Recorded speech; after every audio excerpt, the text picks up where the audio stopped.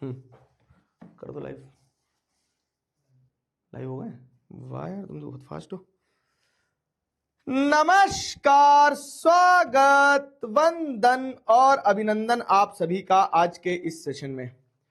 I hope I am audible and visible to you people. क्या मैं आपको बेहतरीन तरह से दिखाई और सुनाई दे रहा हूं मेरे दोस्तों? Welcome welcome welcome back to the session class 10th के मेरे प्यारे बच्चे। How is it going? कैसा चल रहा है? जल्दी बताओ एक बार तेजी से। Am I audible and visible? Visible.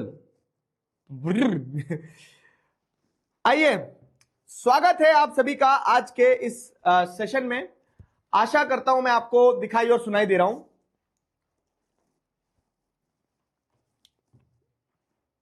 क्यों दोस्तों?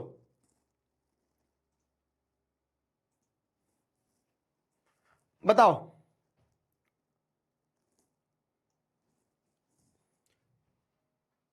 M I audible and visible? तो फिर क्या, कैसा चल रहा है?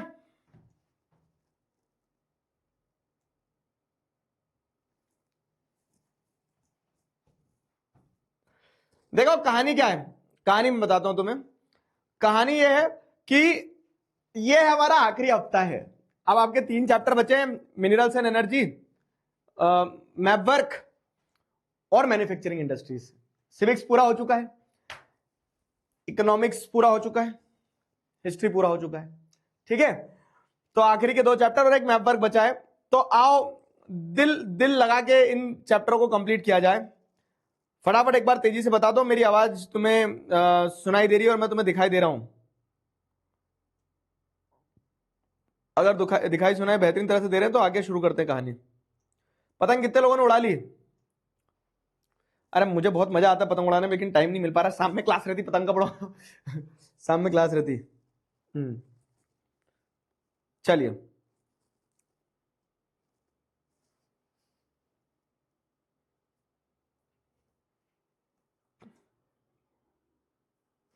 तुसी ना जाओ। अबे कहीं नहीं जा रहा हूं।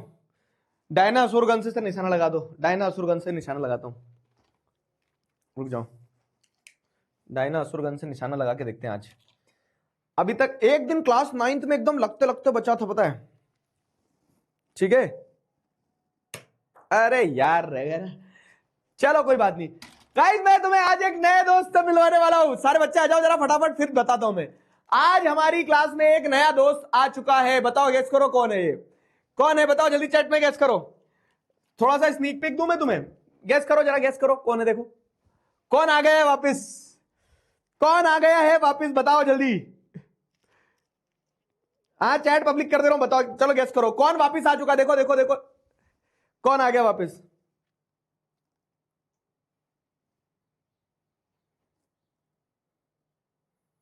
बताओ बताओ कौन आया वापस। ये बहुत सारे बच्चों ने गैस कर लिया है, पिकाचू इज बैक। लेकिन पिकाचू की कहानी सुनाता हूं भैया। क्या हुआ, पिकाचू गया था उसके मामा के गांव। एम से मामा का गांव और एम से आता है मेघालय। तो पिकाचू मेघालय पहुंच गया। मेघालय में हो रही थी बहुत भयंकर बारिश। तो जब बहुत भयंकर बारिश हुई तो पिकाचू ने पहन लिया रेनकोट। तो पिकाचू ने रेनकोट पहन लिया, तब से पिकाचू कुछ ऐसा दिखने लगा है। तो ये पिकाचू है और उसने रेनकोट पहन लिया, तो उसका नाम बदल के हमने कर दिया पोपलू। ठीक है, और ये देखो, नाम बदलने के साथ साथ पिकाचू के मूड भी बदलते हैं। ये देखा? तो ये नाउ पिकाचू इज पोपलू, और पोपलू जो है तो पोपलू कैसे मूड बदलते हैं, है ना? तो new member, old member being new in the class, old member है हमारा और उसका नया वर्जन आपको क्लास में देखने को मिल रहा है। तो से हाई टू पोपलू। उसके पैर थोड़े से छोटे हैं और शरीर थोड़ा सा बड़ा है, इस कारण वो खड़ा नहीं हो पा रहा है, लेकिन हाँ अभी ठीक है। ठीक है, और देख लग गई रेनकोट पहन लिया उसने बस गाइस, थोड़ा सा, है ना? तो welcome back to the class. Poplu तुम यहां पे बैठो। मैं पोपलू के सिर में से जो कीचेन लगी ना वो हटा देता हूं, ताकि क्या है ना कि उसका बैलेंस ना बिगड़े। अभी ठीक है, ठीक है, मस्त है ना ये? इसके साथ छेड़छाड़ नहीं होना चाहिए, क्योंकि पिकाचू को इसी तरह से तुमने तोड़ दिया था तुम लोगों ने। इसको इधर रखता हूं एक साइड क्लास में। ठीक है, चलो भाई।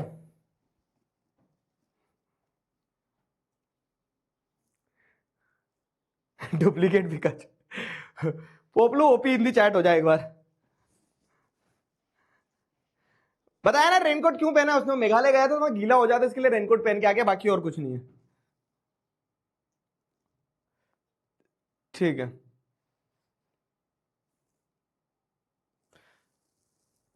आ जाओ सारे बच्चे आ गए।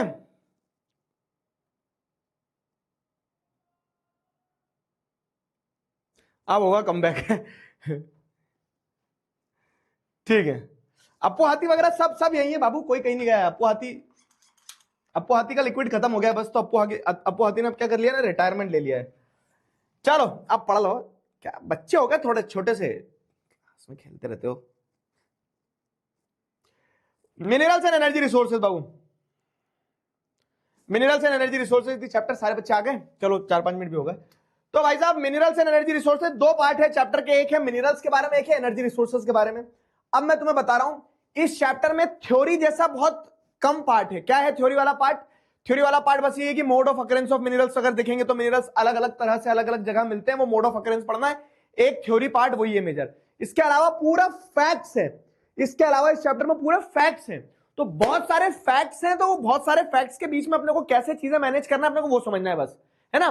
तो ढेर सारे फैक्ट्स फैक्ट्स फैक्ट्स फैक्ट्स हैं, उन फैक्ट्स को अपने को पढ़ते चलना है, तो वो फैक्ट्स एक एक करके समझना है सब, ठीक है। तो सारे फैक्ट्स एक एक करके अच्छे से पढ़ना समझना, ध्यान रखना। तो बिफोर वी स्टार्ट मैं आपको एक छोटा सा बेसिक इंट्रो देता हूं चैप्टर का। मिनरल्स एंड एनर्जी रिसोर्सेज, तो दो चीजें पढ़ेंगे अपन, एक मिनरल्स के बारे में, तो मिनरल्स अलग अलग प्रकार के हैं, कौन से हैं, कहां हैं, ये सारा सब कुछ। और एनर्जी रिसोर्सेज में, एनर्जी रिसोर्सेज में मिनरल्स हैं, जैसे अगर आप देखोगे ना तो मिनरल्स में मल्टीपल टाइप्स हैं, मेटालिक मिनरल्स, नॉन मेटालिक्स। टन से जिनमें आवाज आती है वो मेटालिक मिनरल, जैसे लोहा, कॉपर, तांबा, ये सब कुछ है ना, एल्यूमिनियम, तो ये मेटालिक मिनरल्स। नॉन मेटालिक मतलब वो जिसके अंदर टन से आवाज नहीं आती, जो मेटल नहीं होता है, वो नॉन मेटालिक मिनरल्स। अब ये metallic minerals, non metallic, metallic non metallic minerals के अलावा कुछ मिनरल्स एनर्जी मिनरल्स होते हैं, जिन्हें अपन एनर्जी रिसोर्सेज के फॉर्म में पढ़ेंगे, जैसे कोल, पेट्रोलियम वगैरह, जिनसे हमें एनर्जी मिलती है। तो ये तीन कैटेगरी में अपने को सारे मिनरल्स वगैरह अपने को पढ़ना है। अब मिनरल्स क्या है ना, मिनरल्स कैसे मिलते हैं? आसमान से नहीं गिरते मिनरल्स पानी की तरह, या फिर मिनरल्स जैसे अगर आप देखोगे ना तो ऐसा नहीं कि फैक्ट्री में बन रहे हैं minerals. Minerals are naturally occurring substance, जो आपको नेचर में मिल रहे हैं, नेचुरल रिसोर्स होते हैं मिनरल्स। बस क्या रहता है, वो पत्थर के साथ मिलेंगे, तो rocks are made up of minerals. बड़ी बड़ी पत्थरें जो रहती, चट्टाने रहती, जमीन जो रहती है अंदर, वो मिनरल्स ही हैं। लेकिन उसको आपको क्या करना होगा कि उसको आपको रिफाइन करना पड़ेगा। कुछ कुछ सम रॉक्स है वन मिनरल, लाइक लाइमस्टोन, जैसे पूरी की पूरी रॉक ही मिनरल होती है।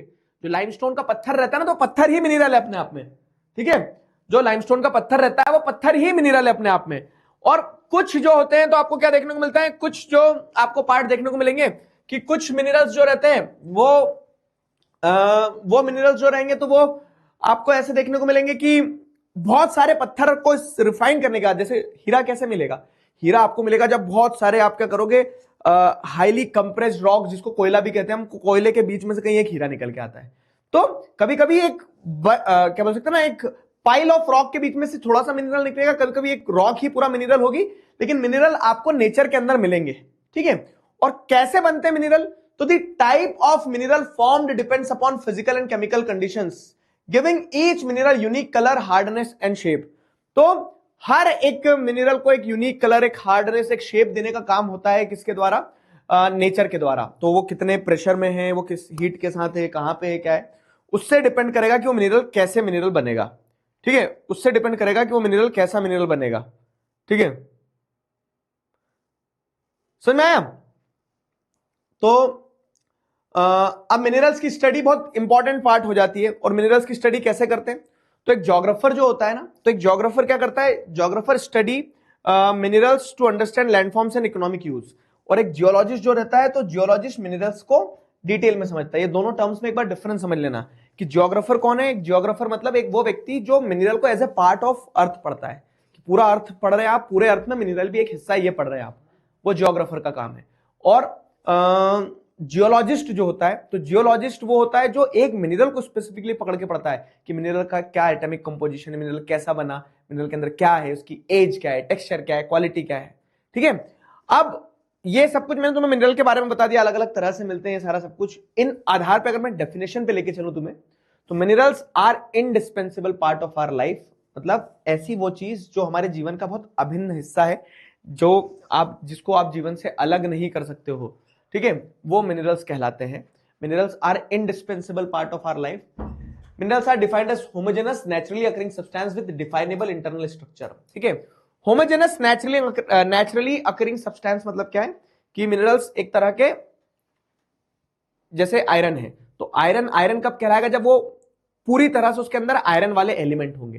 तो ऐसे होमोजेनस, होमोजेनस मतलब हेट्रोजेनस मतलब जो अलग अलग चीजों से मिलकर बना हो। तो मिट्टी हेट्रोजेनस है, मिट्टी के अंदर सॉलिड पार्टिकल भी है, डस्ट पार्टिकल भी है, स्ट्रॉन्ग भी है, वीक भी है, तो वो होमोजेनस नहीं है, हेट्रोजेनस है।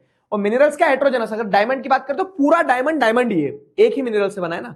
तो मिनरल क्या है कि जब किसी भी एक धातु का या फिर कह सकते हैं किसी भी एक मिनरल का एक होमोजेनस नेचुरली अकरिंग सब्सटेंस आपको देखने को मिल रहा है कि जो नेचर में आपको पूरा एक जैसा मिल रहा है, उसको प्रोसेस करके एक निकाल रहे हो, जैसे मिट्टी को प्यूरिफाई करके आप उसमें से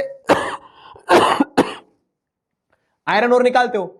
तो homogeneous naturally occurring substance with definable internal structure, जिसका इंटरनल स्ट्रक्चर डिफाइनेबल है कि आप डिफाइन कर सकते हो इतने एटम्स हैं, इतने मॉलिक्यूल्स हैं, जो भी है ना, इतना कार्बन बॉन्ड है उसका, तो वो मिनरल्स कहलाते हैं। तो minerals are naturally occurring substance with homogeneous, minerals are indispensable part of our life which are homogeneous naturally occurring substance with definable internal structure. ये मिनरल्स की आपकी डेफिनेशन हो जाएगी।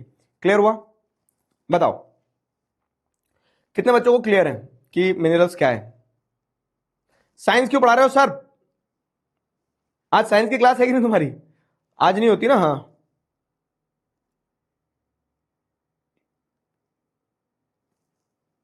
बताओ।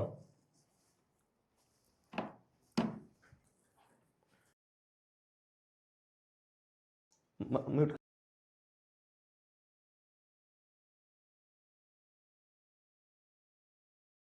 बोल दो, आ जाओ, और तुमको मैं एक चीज दूंगा, वो दे देना। कर दिया चालू? हाँ, ठीक है। आप दिल्ली कब आ रहे हो? मुंबई जाते हैं लोग, दिल्ली थोड़ी जाते हैं। नहीं, काम से तो दिल्ली भी जाता है आदमी। ठीक है, कल कल मिल रहे हैं दिल्ली दिल्ली के आसपास वाले बच्चे। सी यू ऑल टुमारो, ठीक है, वर्ल्ड बुक फेयर में मिलते हैं। तुम्हारे दिगराज सर को एज ए स्पीकर बुलाया है वहां पे, ठीक है, और एक सरप्राइज भी तुम्हारे लिए कल रिवील होगा, तो कल मिलते हैं, ठीक। तो ये चैप्टर का बेसिक पार्ट है।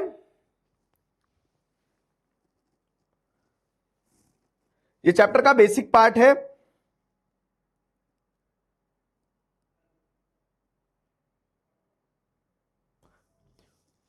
होमोजेनस साइंस में पढ़ा है, हाँ, वेरी गुड। तो व्हाट इज अ मिनरल, ये देख लिया। अब मिनरल आपको किस किस तरह से मिलते हैं, तो सुनना मेरी बात। ये वाला जो पार्ट है चैप्टर का, ये चैप्टर का पार्ट बड़ा इंपॉर्टेंट है, क्योंकि यही एक चैप्टर का ऐसा पार्ट है जो कोर थ्योरी है, मतलब जिसको समझना है, बाकी सारे फैक्ट्स हैं। तो ये इसके चांद सितारे फूल और शबनम सारी चीजें लगा देते हैं इस पे। ये इंपॉर्टेंट क्वेश्चन है, ठीक है, मल्टीपल तरीके से पूछा जा सकता है। तो mode of occurrence of minerals, तो मिनरल्स आपको किस किस तरह से मिलेगा, ये mode of occurrence of minerals वाला टॉपिक हो गया। Mode of occurrence of minerals की अगर बात करें तो मिनरल्स में अकर इन वेरियस वेज, ठीक है, अलग अलग तरह से मिनरल्स आपको देखने को मिल जाएंगे। And what are those various ways, तो वो जो अलग अलग तरीके हैं जिनमें आपको मिनरल्स देखने को मिल सकते हैं, वो कौन कौन से हैं कि मिनरल्स आपको इग्नियस और मेटामॉर्फिक रॉक्स में वेन्स और लोड्स के फॉर्म में देखने को मिलेंगे। सेडिमेंट्री रॉक्स में मिनरल्स आपको देखने को मिलेंगे किस तरह से, बेड्स और लेयर्स के फॉर्म में, भी सब समझाऊंगा, ठीक है। मिनरल्स आपको डिकम्पोजिशन के कारण आपको residual mass of weathered material के फॉर्म में भी देखने को मिल सकते हैं। मिनरल्स आपको एल्यूवियल सॉइल में प्लेसर डिपॉजिट के फॉर्म में भी देखने को मिल जाएंगे। प्लेसर डिपॉजिट के फॉर्म में कैसे, वो भी समझाऊंगा। ओशन वाटर में मिनरल्स आपको कॉमनली देखने को मिल जाएंगे डिसॉल्व्ड इन दी वाटर। तो ये 5 तरीके हैं जिनसे आपको मिनरल्स देखने को मिलते हैं। अब ये पांचों तरीके मैं आपको समझाता हूं, देखो कैसे, ठीक है। Mode of occurrence of minerals जो है, तो इस पे थ्योरी पे क्वेश्चन बनता है। कल क्लास नहीं है आपकी, कल कहां है क्लास? कल क्लास थोड़ी ना, कल क्लास नहीं है। कल तो मैं 6 बजे कहीं और रहूंगा ना, तो कल क्लास नहीं है। इस हफ्ते अपना लेकिन हो जाएगा। आप जैसे अब आपकी एक मैप वर्क बच रही है, एक मैन्युफैक्चरिंग इंडस्ट्रीज बच रही है ना। देखो पोपलू भी खुश है इसी बात पे, बोल रहे हैं कि हाँ सही है। पोपलू, इसका घर का नाम पोपलू है, स्कूल में इसका नाम पिकाचू है, ठीक है। तो जब ये घर पे रहता है ना तो इसको पोपलू बोलते हैं। अरे थोड़ा टेढ़ा टेढ़ा क्यों घूम रहा है भाई? देखो इसका मूड क्या है इस समय, खुश है ना?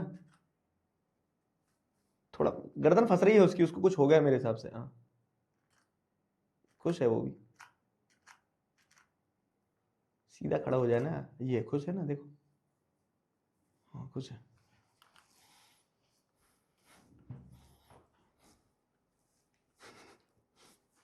चलो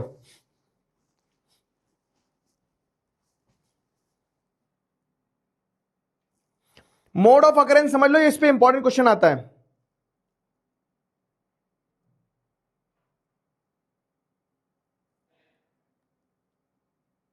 अबे कोई कहीं नहीं जा रहा, छोड़ के पढ़ लो चुपचाप।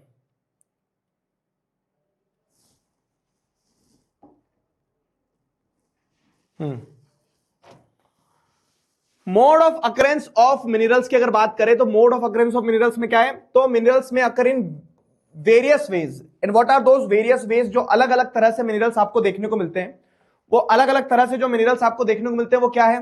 तो सबसे पहला तो है कि इन इग्नियस एंड मेटामॉर्फिक रॉक्स में आपको मिनरल्स देखने को मिलेंगे। कहां पे? मिनरल्स में अकर इन क्रैक्स, कर्विक्स, फॉल्ट्स, जॉइंट्स, और ये वेन्स और लोड्स के फॉर्म में। मेटामॉर्फिक रॉक क्या होती है?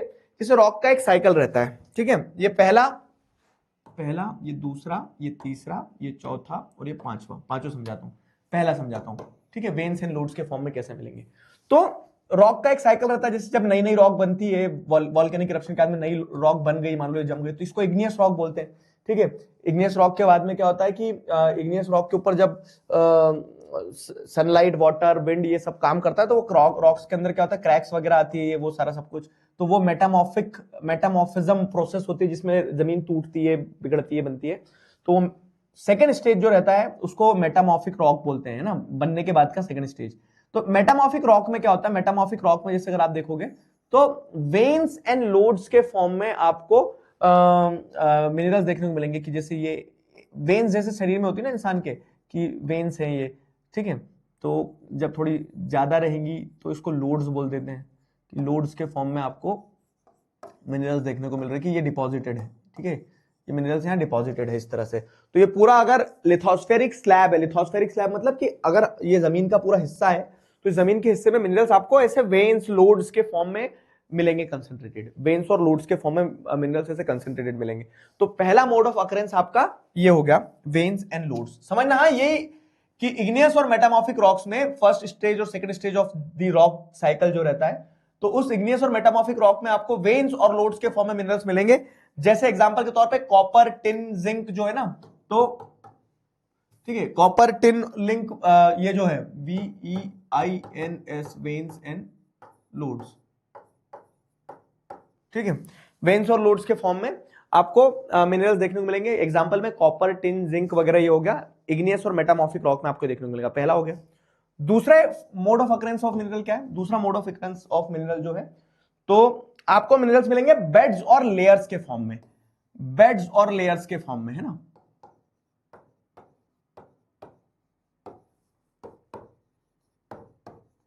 बेड्स और लेयर्स के फॉर्म में मिलेंगे। तो बेड्स और लेयर्स की अगर बात करें तो जैसे ये मिनरल जब ऐसे होते हैं ना कि वो एक हॉरिजॉन्टल लेयर में आपको देखने को मिल रहे हैं, पूरा का पूरा एक स्ट्रैटा बना हुआ है, पूरा एक लेयर बनी हुई है, उस लेयर के फॉर्म में जब आपको मिनरल देखने को मिलेंगे तो इसको बेड्स और लेयर्स बोलेंगे, ठीक है। इसको बेड्स और लेयर्स बोलेंगे। तो अब देखो क्या है, ये मिनरल आपको निकाला है वेन्स के फॉर्म में, ऐसे इसे मिनरल ऐसे वेन्स और लोड्स के फॉर्म में। तो ये मिनरल जब आपको निकालना तो आपको क्या करना होगा? ये मिनरल जब आपको निकालना तो आपको पूरा गड्ढा ऐसे खोद के जाना पड़ेगा, पूरी मिट्टी निकालना पड़ेगी। लेकिन इसमें यदि ऊपर की मिट्टी निकालने से कोई मतलब ही नहीं है। तो इस तरह के मिनरल जो रहते हैं, जो बेड्स और लेयर्स के फॉर्म में मिलेंगे आपको। तो बेड्स और लेयर्स के फॉर्म में जो मिनरल्स मिलते हैं, उन बेड्स और लेयर्स के फॉर्म वाले मिनरल्स को अगर आपको एक्सट्रैक्ट करना है तो आपको क्या करना होगा? यहां आपको एक टनल बनाना होगी, ठीक है। अब वो टनल बना के नीचे उतरोगे, और टनल बना के नीचे उतरने के बाद में फिर ये मिनरल को खोद के फिर ले जाओगे, ये मिनरल को फिर खोद के आप ले जाओगे ऐसे, ठीक है। तो बेड्स एंड लेयर्स में आपको कहां मिलेंगे? जहां सेडिमेंट्री रॉक्स रहती है। सेडिमेंट्री रॉक क्या होती है? तो पहले रॉक बन गई इग्नियस रॉक, फिर वो टूट रही है मेटामॉर्फिक रॉक, और वो मेटामॉर्फिक रॉक जब हवा से उड़ के चले गई, ठीक है, बह के चली गई और कहीं पे डिपॉजिट हो गई, कहीं पे उसका सेडिमेंटेशन हो गया, कहीं पे जम गई। तो जब ये एक लेयर जमी होगी, इसके ऊपर और मिट्टी और मिट्टी और मिट्टी और मिट्टी और मिट्टी आते चलेगी, और ये मिट्टी नीचे दब गई, सप्रेस्ड है, बहुत लंबे समय से हीट और प्रेशर सह रही है, तो ये मिट्टी का जो पार्ट है ये मिनरल्स में कन्वर्ट हो जाता है, और एक पूरी की पूरी लेयर जो है, ठीक है, एक पूरी की पूरी लेयर इन दी सॉइल जो है वो क्या है, बेड और लेयर के फॉर्म में आपको जो देखने को मिल रही मिनरल्स पाए जाते हैं। तो उन्हें मतलब इस तरह से भी मिनरल पाए जाते हैं। ये एक मोड ऑफ अकरेंस है बेड्स और लेयर्स की, ठीक है, ये बेड्स और लेयर्स की एक मोड ऑफ अकरेंस हो गई, ठीक है, दो अकरेंस हो गई। तीसरा तरीका जिससे मिनरल्स आपको मिलते हैं वो कौन सा है, ठीक है, वेन्स एंड लॉर्ड्स हो गया, बेड्स एंड लेयर्स हो गए। तीसरा क्या है आपका, residual mass of weathered material. अब मैं समझाता हूं आपको क्या है। जैसे एक जमीन है, समझना, हाँ, इस जमीन में क्या हो रहा है ना, यहां पे कुछ कुछ मिनरल ऐसे थे, ऊपर मिट्टी है पूरी, है ना, ये मिनरल कहीं कहीं ऐसे दबे हुए ये रखे हैं मिनरल, ठीक है, ये मिनरल कहीं कहीं दबे हुए रखे हैं, ये मिनरल ऐसे दबे हुए रखे हैं। अब क्या हुआ, बारिश होगी, अब धूप पड़ेगी, ये सारी चीजें, ठीक है, बहुत तेज पानी बह के निकल गया इस पे से, अगर क्लियर है, पानी बह के निकल गया अगर बहुत तेज, तो क्या होगा, समझना। तीसरा residual mass of weather material बता रहा हूं, तो क्या होगा ना कि ऊपर की मिट्टी जैसे मान लो बह गई, अब येलो कलर ऊपर का हटा देता हूं, मान लो मैं, सब कुछ ही हट गया भगवान ठीक है, तो ऊपर की मिट्टी बह गई, अब पानी गिरा तो ऊपर की मिट्टी बह गई। अब मिट्टी बह जाने के बाद में क्या है कि जो सॉल्यूबल पार्ट था, मिट्टी जो थी, मिट्टी सॉल्यूबल पार्ट था, तो मिट्टी तो बह गई, सॉल्यूबल पार्ट था ना वो, residual mass of weathered material. तो वेदरिंग मतलब क्या होता है कि मिट्टी का टूट जाना, बह जाना, उड़ जाना, वो तो जो वेदर्ड मटेरियल था वो तो बह गया, उड़ गया, चले गया वहां से, और जो रेसिडुअल रह गया, मतलब जो बचा हुआ पार्ट रह गया ना, residual mass of weathered material मतलब कि जो बचा हुआ पार्ट रह गया उसको रेसिडुअल मास कहा जाएगा। तो जो बचा हुआ पार्ट है उसमें जो आपको मिनरल्स मिल रहे हैं, जो रेसिड्यूज बच गए हैं, ठीक है, जो रेसिड्यूज बच गए उसे हम residual part of weathered material कहेंगे। तो मिनरल्स इस तरह से भी मिलते हैं कि जमीन है, जमीन पे से पानी हवा के कारण जो सॉल्यूबल पार्ट था वो तो चले गया, वेदर्ड मटेरियल तो बह गया, लेकिन जो बच गया, जो ठोस हिस्सा था, ऐसे समझ लो जैसे ऐसा होता है ना कभी कभी कि हाँ, इमेजिन करना, हाँ, जैसे क्रिसमस पे वो केक मिलते थे स्कूल में, कॉन्वेंट स्कूल वाले बच्चे जानेंगे, तो उसका ऊपर का पार्ट तो फ्लफी फ्लफी रहता था, सॉफ्ट सॉफ्ट रहता था, तो अगर उस पर अगर तुम पानी डालोगे ना तो ऊपर ऊपर का जो सॉफ्ट पार्ट है वो तो पूरा बह जाएगा, लेकिन उसके अंदर जो गुलकंद और वो चेरी टाइप की चीजें एम्बेडेड रहती थी, तो वो गुलकंद और वो चेरी टाइप की चीजें जो एम्बेडेड रहती थी उसमें, वो चीज तो रह जाती थी, है ना, मतलब ऊपर धसी जो रहती, तो वो पानी के साथ थोड़ी ना बहेगी, पानी के साथ में सॉफ्ट सॉफ्ट पार्ट तो केक का बह जाएगा, लेकिन उसमें जो धसी हुई चीजें रहती थी वो तो रह जाएगी। तो वो धसी हुई चीजें क्या है, फिर वो उठा के खा लेता है आदमी, ठीक है। तो residual mass of weather material क्या है कि वेदरिंग के बाद में जो बात हिस्सा बच जाता है ना, ठोस, वो मिनरल रहता है, ठीक है। तो ये तीसरा मोड ऑफ अकरेंस है, ठीक है, formed by the decomposition of surface rock. तो जो सरफेस रॉक है वो टूटती फूटती है, ठीक है, और जो रिमूवल सॉल्युबल कॉन्स्टिट्यूएंट्स रहते हैं ना, रिमूवल सॉल्युबल कॉन्स्टिट्यूएंट जो बह सकते हैं, जा सकते हैं, वो तो बह गए, तो बचा क्या है, residual mass of weathered material बचा है, ठीक है। तो residual mass of weathered material बचा है, रेसिडुअल मास ऑफ वेदर्ड मतलब remaining part of the mineral which is left after the weathering. ऐसे भी लिख दोगे तो भी गलत नहीं है, बस मैं शब्द समझाना चाह रहा हूं, ठीक है। तो residual pass of weathered material, इस तरह से भी मिनरल्स आपको मिलेंगे। जैसे जो बॉक्साइट होता है ना, एल्यूमिनियम, वो एल्यूमिनियम ऐसे मिलता है कि जमीन के ऊपर से जमीन का जो हिस्सा सॉल्यूबल पार्ट था मिनरल्स का वो तो बह गया, जो रह गया वो रेसिडुअल पार्ट है, ठीक है, तो वो residual part of weather material कहलाएगा। समझ गए? बताओ वेटेज क्या है चैप्टर का सर मैं केक पे पानी क्यों ही मारूं, पूरा केक खाऊंगी। अब चटोरे बच्चे मैंने एक मैंने एक एग्जांपल दिया तुम्हें, ठीक है। चलो क्लियर हुआ?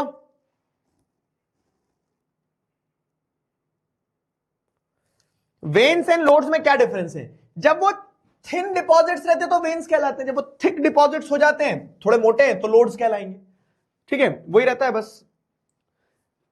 अब चौथा मोड ऑफ अकरेंस क्या है मिनरल्स का, पता है? चौथा मोड ऑफ अकरेंस है प्लेसर डिपॉजिट्स। प्लेसर डिपॉजिट्स,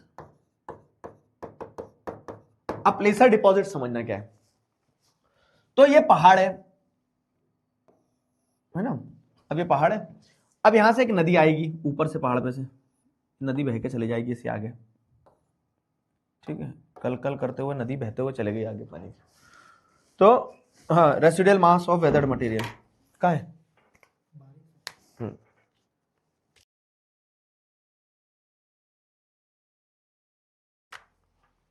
एक मिनट बुला लेना, बुला लो। हाँ हाँ ठीक है। समझ में आ गया यहां तक? पहले बताओ इतना समझ में आएगी नहीं? इतना क्लियर है?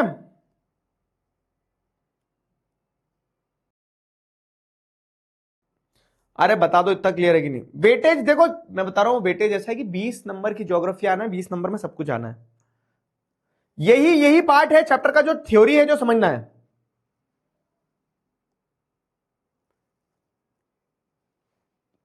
वेन्स, हाँ वेन्स में क्या है ना, जब थिनर पार्ट है तो वेन्स से, जब मोटे पार्ट है तो लोड्स हैं। Residual mass of weather material तक क्लियर है? बेड्स एंड लेयर्स क्या है? वही है कि वो थिकनेस पे डिपेंड करता है कि ऐसे बेड्स, मतलब उसको बेड कह लो या लेयर कह लो, वो दोनों एक ही चीज है। कि जब आपको ऐसे हॉरिजॉन्टल स्ट्रेटा में आपको मिनरल्स मिलेंगे, चकती की चकती मिल रही है, चकती समझते हो? अभी मकर संक्रांति पे तुम्हारे घर पे चकतियां बनेगी, ठीक है?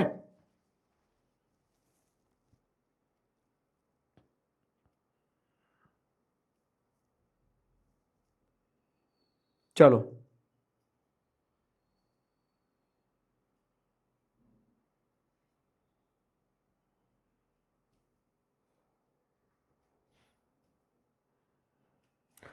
ठीक।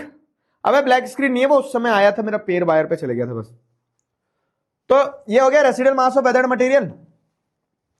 प्लेसर डिपॉजिट समझ लो अब जरा, बस बस बस शांत हो जाओ, शांत।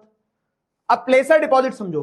तो प्लेसर डिपॉजिट में क्या होता है ना, जैसे एक पहाड़ से नदी उतरी, तो अब जब ये पहाड़ से नदी उतरेगी, तो पहाड़ से नदी जब उतरती है, तो पहाड़ से नदी उतरती है तो क्या करती है कि अपने साथ ऊपर से तोड़ फोड़ मचाते हुए लाएगी, है ना, बहुत सारा मिट्टी कण पार्टिकल ये सब लेके आएगी पहाड़ से जब नदी उतरेगी तो अपने साथ बहुत सारा मिट्टी कण पार्टिकल्स ये सारा सब कुछ लेके आती है।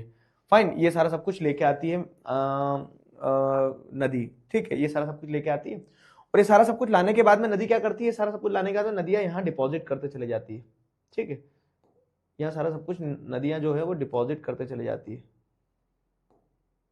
क्यों? क्योंकि ऊपर से जब आ रही तो ऊपर से तो स्लोप के साथ आ रही, तो स्लोप के साथ सारा मटेरियल बहा के ले आएगी वो। लेकिन जब वो फुट हिल्स पे पहुंचेगी ना नदी, मतलब जब फुट हिल्स पे पहुंचेगी नदी, तो फुट हिल्स पे पहुंचते से वो क्या करेगी ना, सारा मटेरियल यहाँ पे पटक देगी, डंप कर देगी, डिपॉजिट कर देगी। फुट हिल्स पे पहुंचते ही सारा मटेरियल वहां डिपॉजिट कर देंगी। तो फुट हिल्स पे पहुंच के जब सारा मटेरियल वहां डिपॉजिट कर देंगी ना, तो वो डिपॉजिटेड मटेरियल जो है, ये समझ रहे हो, ये जो डिपॉजिटेड मटेरियल है यही प्लेसर डिपॉजिट कहता है। समझ में आ रही मेरी बात? तुमने देखा होगा क्या कि जहां पे नदी जैसे घूम रही होती है, जहां से नदी उतर के जहां से सीधी हो रही होती है, उस जगह पे बहुत सारी मिट्टी आके डिपॉजिट होती जाती है। क्यों? क्योंकि मिट्टी नदी ऊपर से तो ले आई अपने साथ, फोर्स से तो ले आई, लेकिन जहां से टर्न लिया तो वो कोने पे बोलेगी मिट्टी तुम यहीं रहो, मैं जाती हूं आगे, है ना। तो नदी अपना सारा डिपॉजिटेड वर्क जो है वो डिपॉजिशन का काम यहाँ पे कर देती है फुटहिल्स पे। फुटहिल्स मतलब कि जो पहाड़ों के बेस रहते हैं, पहाड़ों के बेस पे सारा मटेरियल डिपॉजिट तो कर देती नदी, ठीक है, पहाड़ों के पैरों पे मटेरियल जो है अपना सारा डिपॉजिट तो कर देती नदी। और यहाँ पे जो डिपॉजिटेड मटेरियल रहता है, तो ये डिपॉजिटेड मटेरियल जो रहता है इसी के अंदर आपको मिनरल्स मिल जाएंगे, इसी के अंदर आपको सोना चांदी ये सब मिलेगा। तो गोल्ड वगैरह जो है तो प्लेसर डिपॉजिट के फॉर्म में आपको देखने को मिलता है, ठीक है। तो ये चौथा हो गया प्लेसर डिपॉजिट। प्लेसर डिपॉजिट क्लियर है? बताओ, क्लियर हुआ? डिपॉजिट मतलब जमा हो जाना, ठीक है, प्लेसर डिपॉजिट। हाँ हाँ, प्लेसर डिपॉजिट समझ में आ गया। और पांचवा जो है, तो पांचवा बड़ा सिंपल सीधा स्ट्रेट है। क्या है पांचवा? पांचवा है आपका minerals are also found in ocean water.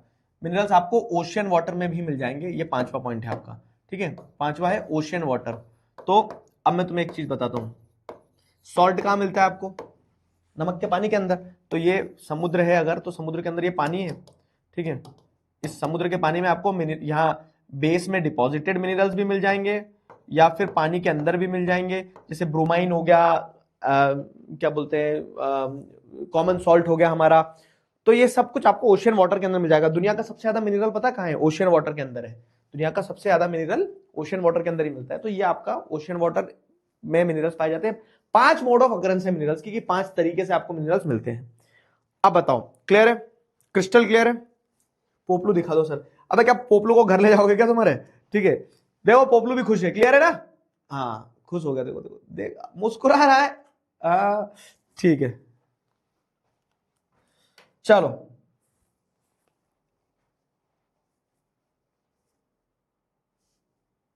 Science team से मिलवा तो दिया। Residual mass of weathered material एक बार और समझा दो बाबू। क्या हो रहा है समझना, सिंपल चीज कि जमीन के ऊपर मिनरल है। अब डेफिनेशन पढ़ो इसकी क्या है, ठीक है? तो ओशियन वाटर में आपको ट्रेसेस ऑफ मिनरल मिल जाते हैं, जैसे कॉमन सॉल्ट वगैरह। प्लेसर डिपॉजिट क्या है कि मिनरल्स में आकर एज एलुवल डिपॉजिट, तो जो पहाड़ से नदी आ रही तो वो एलुवल डिपॉजिट के फॉर्म मिल जाएगा, कॉल्ड प्लेसर डिपॉजिट। जैसे गोल्ड सिल्वर प्लेटिनियम आपको ऐसे मिलेगा। रेसिडुअल मास क्या है ना कि जैसे आप देखोगे कुछ रॉक जो रहती है जो डिकम्पोज होती है, उनका डिकम्पोजिशन होता है सरफेस रॉक का, और जो ऊपर का सोल्यूबल कॉन्स्टिट्यूएंट है, ठीक है, तो वो जो पानी में मिल सकता है ना, वो पानी में मिलने वाला सोल्यूबल कॉन्स्टिट्यूएंट तो बह जाता है पानी के साथ में। रह क्या जाता है? रह जाता है जो बहेगा नहीं वही रहेगा। वाह, जो बहेगा नहीं वही रहेगा। तो जो बह गया वो बह गया, और जो रह गया वो रह गया। मतलब कि मिट्टी है, मिट्टी के ऊपर जब पानी, हवा, प्रेशर, धूप, ये सारी चीजें काम करती है, मिट्टी टूटती है। तो उसी के कारण क्या होता है? सरफेस रॉक का डिकम्पोजिशन होता है and the removal and there is removal of the soluble constituents. तो जो पानी के साथ बह के निकल जाएंगे वो सॉल्युबल कंस्टिट्यूएंट्स तो रिमूव हो जाते हैं। बच क्या जाता है? बच जाता है leaving a residual mass of weathered material. तो वेदरिंग के बाद में, टूट फूट के बाद में, जो ठोस पदार्थ था, जो मिनरल था एक्चुअली में, वो बच जाएगा। तो वो जब बच गया तो जो मिनरल बच गया उसके अंदर ओर्स है, ठीक है, तो उन मिनरल्स को फिर एक्सट्रैक्ट किया जाता है। जैसे एल्यूमिनियम वगैरह जो है वो आपको इसी तरीके से मिलते हैं, ठीक है। तो ये देखो, अब यहाँ पे मैंने डायग्राम भी बनाया है। तो ये वेन्स और लूट्स के फॉर्म में ऐसे मिलेंगे, ठीक है। फिर क्या हो गया आपको, जैसे एक स्ट्रेटा है पूरा कोल का, तो ये बेड्स एंड लेयर्स के पार्ट में रहेंगे, ठीक है। ये वो हो गया। फिर सेडिमेंट्री रॉक्स में इसमें पानी वानी होगा तो जो बह जाएगा वो बह जाएगा, और ये जो रह गया रेसिडुअल मास, तो ये रेसिडुअल मास है, ठीक है। इसको आप मिनरल की तरह यूज कर लेते हो। फिर क्या, एलुवियल प्लेसर डिपॉजिट, मतलब ये मिट्टी के जो कण ऊपर से आ रहे हैं नदी के साथ, वो ठीक है, गोल्ड वोल्ड मिल गया आपको। और ओशन वाटर में जैसे सॉल्ट वगैरह, ये ठीक है। सिंपल एग्जांपल समझ में आना चाहिए। क्लियर है? चलो आ जाओ, इस सवाल का जवाब दो। ये यही थ्योरी पार्ट था बस इस चैप्टर में मेन, ठीक है।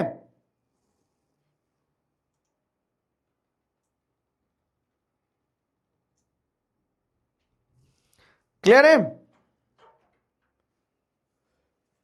एक बार घुमा के लाना दोस्त है।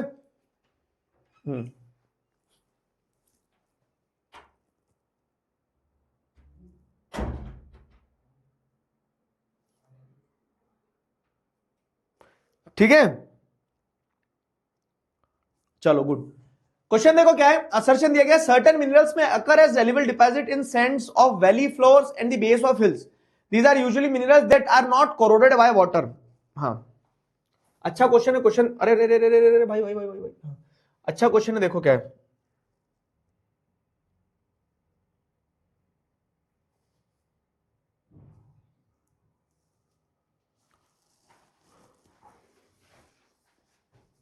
बताओ। 2025 में आया हुआ सवाल है ये, इस साल एग्जाम में आया था आपके सीनियर्स के, आपके भी आ जाए तो बोलना मत कि बताया नहीं। कल इंग्लिश की मैराथन करी थी, कितने बच्चों ने करी थी कल इंग्लिश की मैराथन?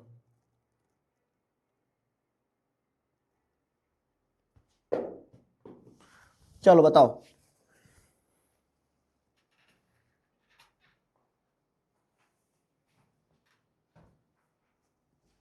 बताओ बताओ। 3। जल्दी बोल दे दो, इसका आंसर दे दो फटाफट। आंसर दो जरा तेजी से।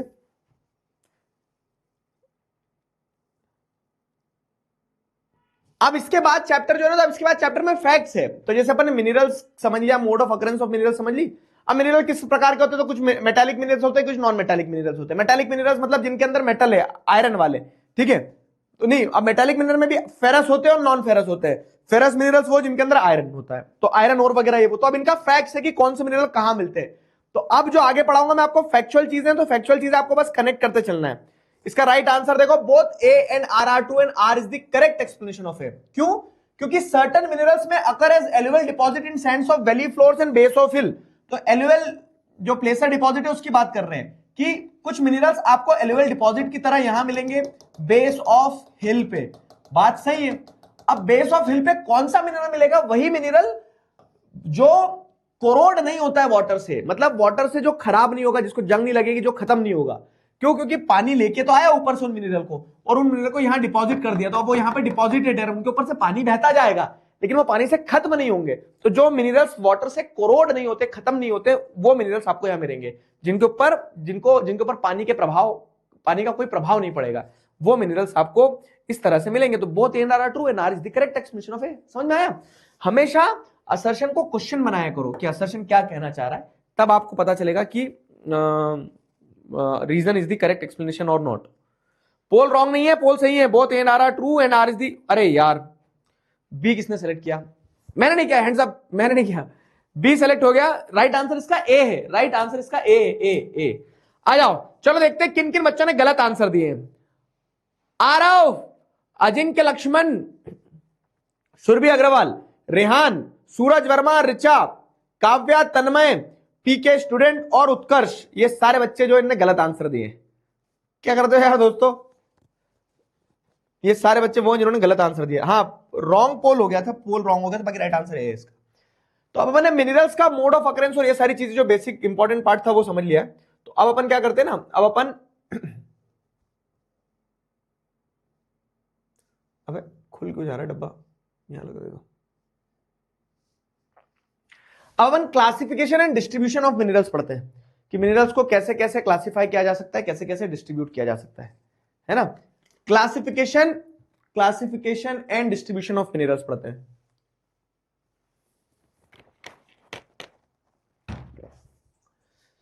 Classification and distribution of minerals पढ़ेंगे अब। हाँ, रिजल्ट गलत है। ए इज द राइट आंसर। एक बच्चा बोल रहा है सर मेरा कीचेन नहीं आया, उसकी जगह पोपलू दे दो। वाह स्वार्थी बच्चे, इतना कुछ दे रहे हैं तुम्हें, उसमें तुम्हारा पेट नहीं भरा क्या कि तुम्हें मेरा पोपलू पे नजर आ गई? अच्छा, इतना कुछ दे रहे हैं, मुझे ध्यान आया, एक चीज बताता हूं मैं तुम्हें। तुम नेक्स्ट टॉपर्स को कब से जानते हो? बताओ जरा मुझे एक बार चैट में, कब से जानते हो नेक्स्ट टॉपर्स को तुम लोग? बस 2 मिनट 5 मिनट लूंगा तुम्हारे, एक बहुत मजेदार चीज बताता हूं मैं तुम्हें, बताओ। 4 साल से? अबे 4 साल तो हुए नहीं, नेक्स्ट टॉपर्स को झूठ बोलता है, मारूंगा। 4 साल से जानता हूं। एनर्जी कल पढ़ा दीजिएगा। ना ना ना, कल नहीं, आज ही करेंगे, अभी अपन कंटिन्यूटी में करेंगे, अभी अब आगे फैक्ट्स है सारा। तो हमने जिस उत्साह के साथ नेक्स्ट टॉपर्स को शुरू किया था ना, वो उत्साह क्या था पता है तुम्हें? कि 2 साल पहले यही टाइम पीरियड था, हम तीनों मिले और हम तीनों ने तय किया कि यार बच्चा अलग अलग जगह पढ़ रहा है 10th में। मुझे पता है कि मुझसे सोशल साइंस पढ़ रहा है, प्रशांत देव को पता था कि वो साइंस पढ़ा रहे हैं, सुविदेव को पता था आपके कि वो मैथ्स पढ़ा रहे हैं। तो बच्चा अलग अलग जगह पढ़ रहा है, तो लेट अस कम टुगेदर, एक जगह बच्चे को सब कुछ मिल जाएगा, बच्चा खुश और चीजें कन्वीनियंट हो जाएगी। कोई बहुत ज्यादा कुछ नहीं सोचा था हमने, सिर्फ ये सोचा था कि अलग अलग पढ़ा रहे हैं, एक साथ पढ़ा लेते हैं, मजा आ जाएगा। ठीक है, मतलब एक बार साथ पढ़ा के देखते हैं क्या ही हो जाएगा। ट्रेंड चल रहा ना मीम वाला, तो फिर वो वैसा। तो हाँ, तो हमने उस उम्मीद के साथ नेक्स्ट टॉपर्स को शुरू किया था कि हम एक साथ आके 10वीं के बच्चे जो उनके लिए बेहतरीन कर पाए। फिर क्या हुआ, हमें पता चला कि यार बेहतरीन नहीं हो गया, बहुत बेहतरीन हो गया। कैसे बहुत बेहतरीन हो गया? कि पूरा देश पढ़ रहा है। फिर हमने 9th के बारे में भी सोचा कि क्यों ना 9th के बारे में भी कुछ सोचा जाए, क्योंकि 9th के बच्चे भी वही चाह रहे थे कि भैया हमारे सीनियर्स को पढ़ा दिया, हमें क्या कांटे लगेगा, हमें भी पढ़ा दो। ठीक है, 9th को भी पढ़ा देते।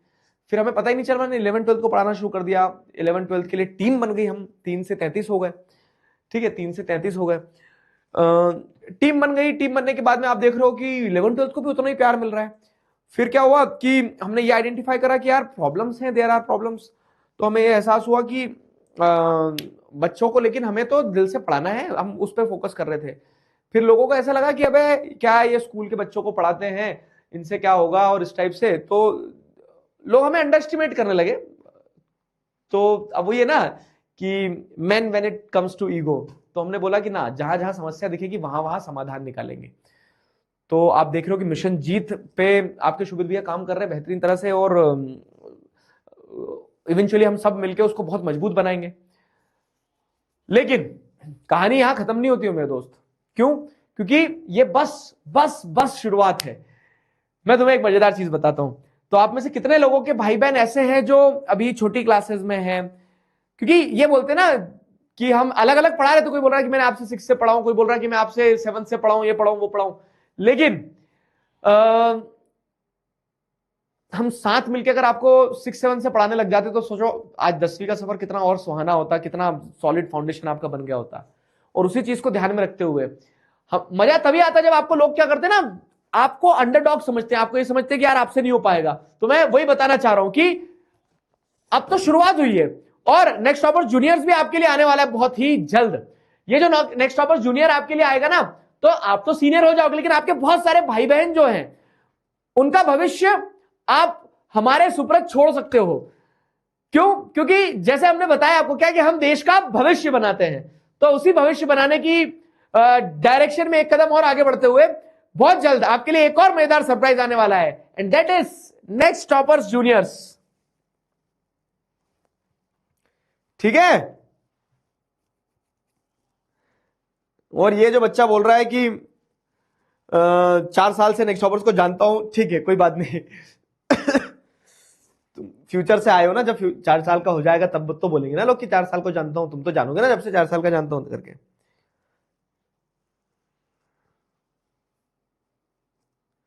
ठीक है,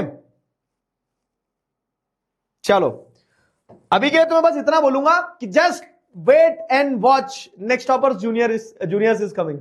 ठीक है, नेक्स्ट टॉपर्स जूनियर आने वाला है। तब तक के लिए जय नेक्स्ट टॉपर्स। इधर ध्यान दो क्लास में। तो क्लासिफिकेशन ऑफ मिनरल्स जो है, classification and distribution of minerals वाली जो चीज है उस पर फोकस करते हैं। Classification and distribution of minerals क्या है? Classification and distribution of minerals कि मिनरल्स तो बहुत सारे मिनरल्स है, जैसे अपने स्टार्टिंग में देखा कि मिनरल्स मेटालिक होते हैं, नॉन मेटालिक होते हैं, एनर्जी मिनरल्स होते हैं। तो अब पूरा फैक्ट है कि मिनरल्स को अगर हम देखें तो मिनरल्स आपको देश के अलग अलग हिस्से में मिलेंगे, जैसे पेनिनसुला रॉक जो है, वेस्टर्न घाट जो है, ईस्टर्न घाट जो है, राजस्थान जो है, इन जगह पे मिनरल्स मिलते हैं।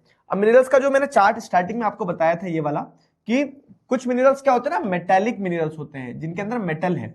मेटल है मतलब जिनमें से टन से आवाज आती है, जिनके अंदर धातु होती है, तो वो मेटालिक मिनरल्स होते हैं। ठीक है, वो आपके मेटालिक मिनरल्स होते हैं।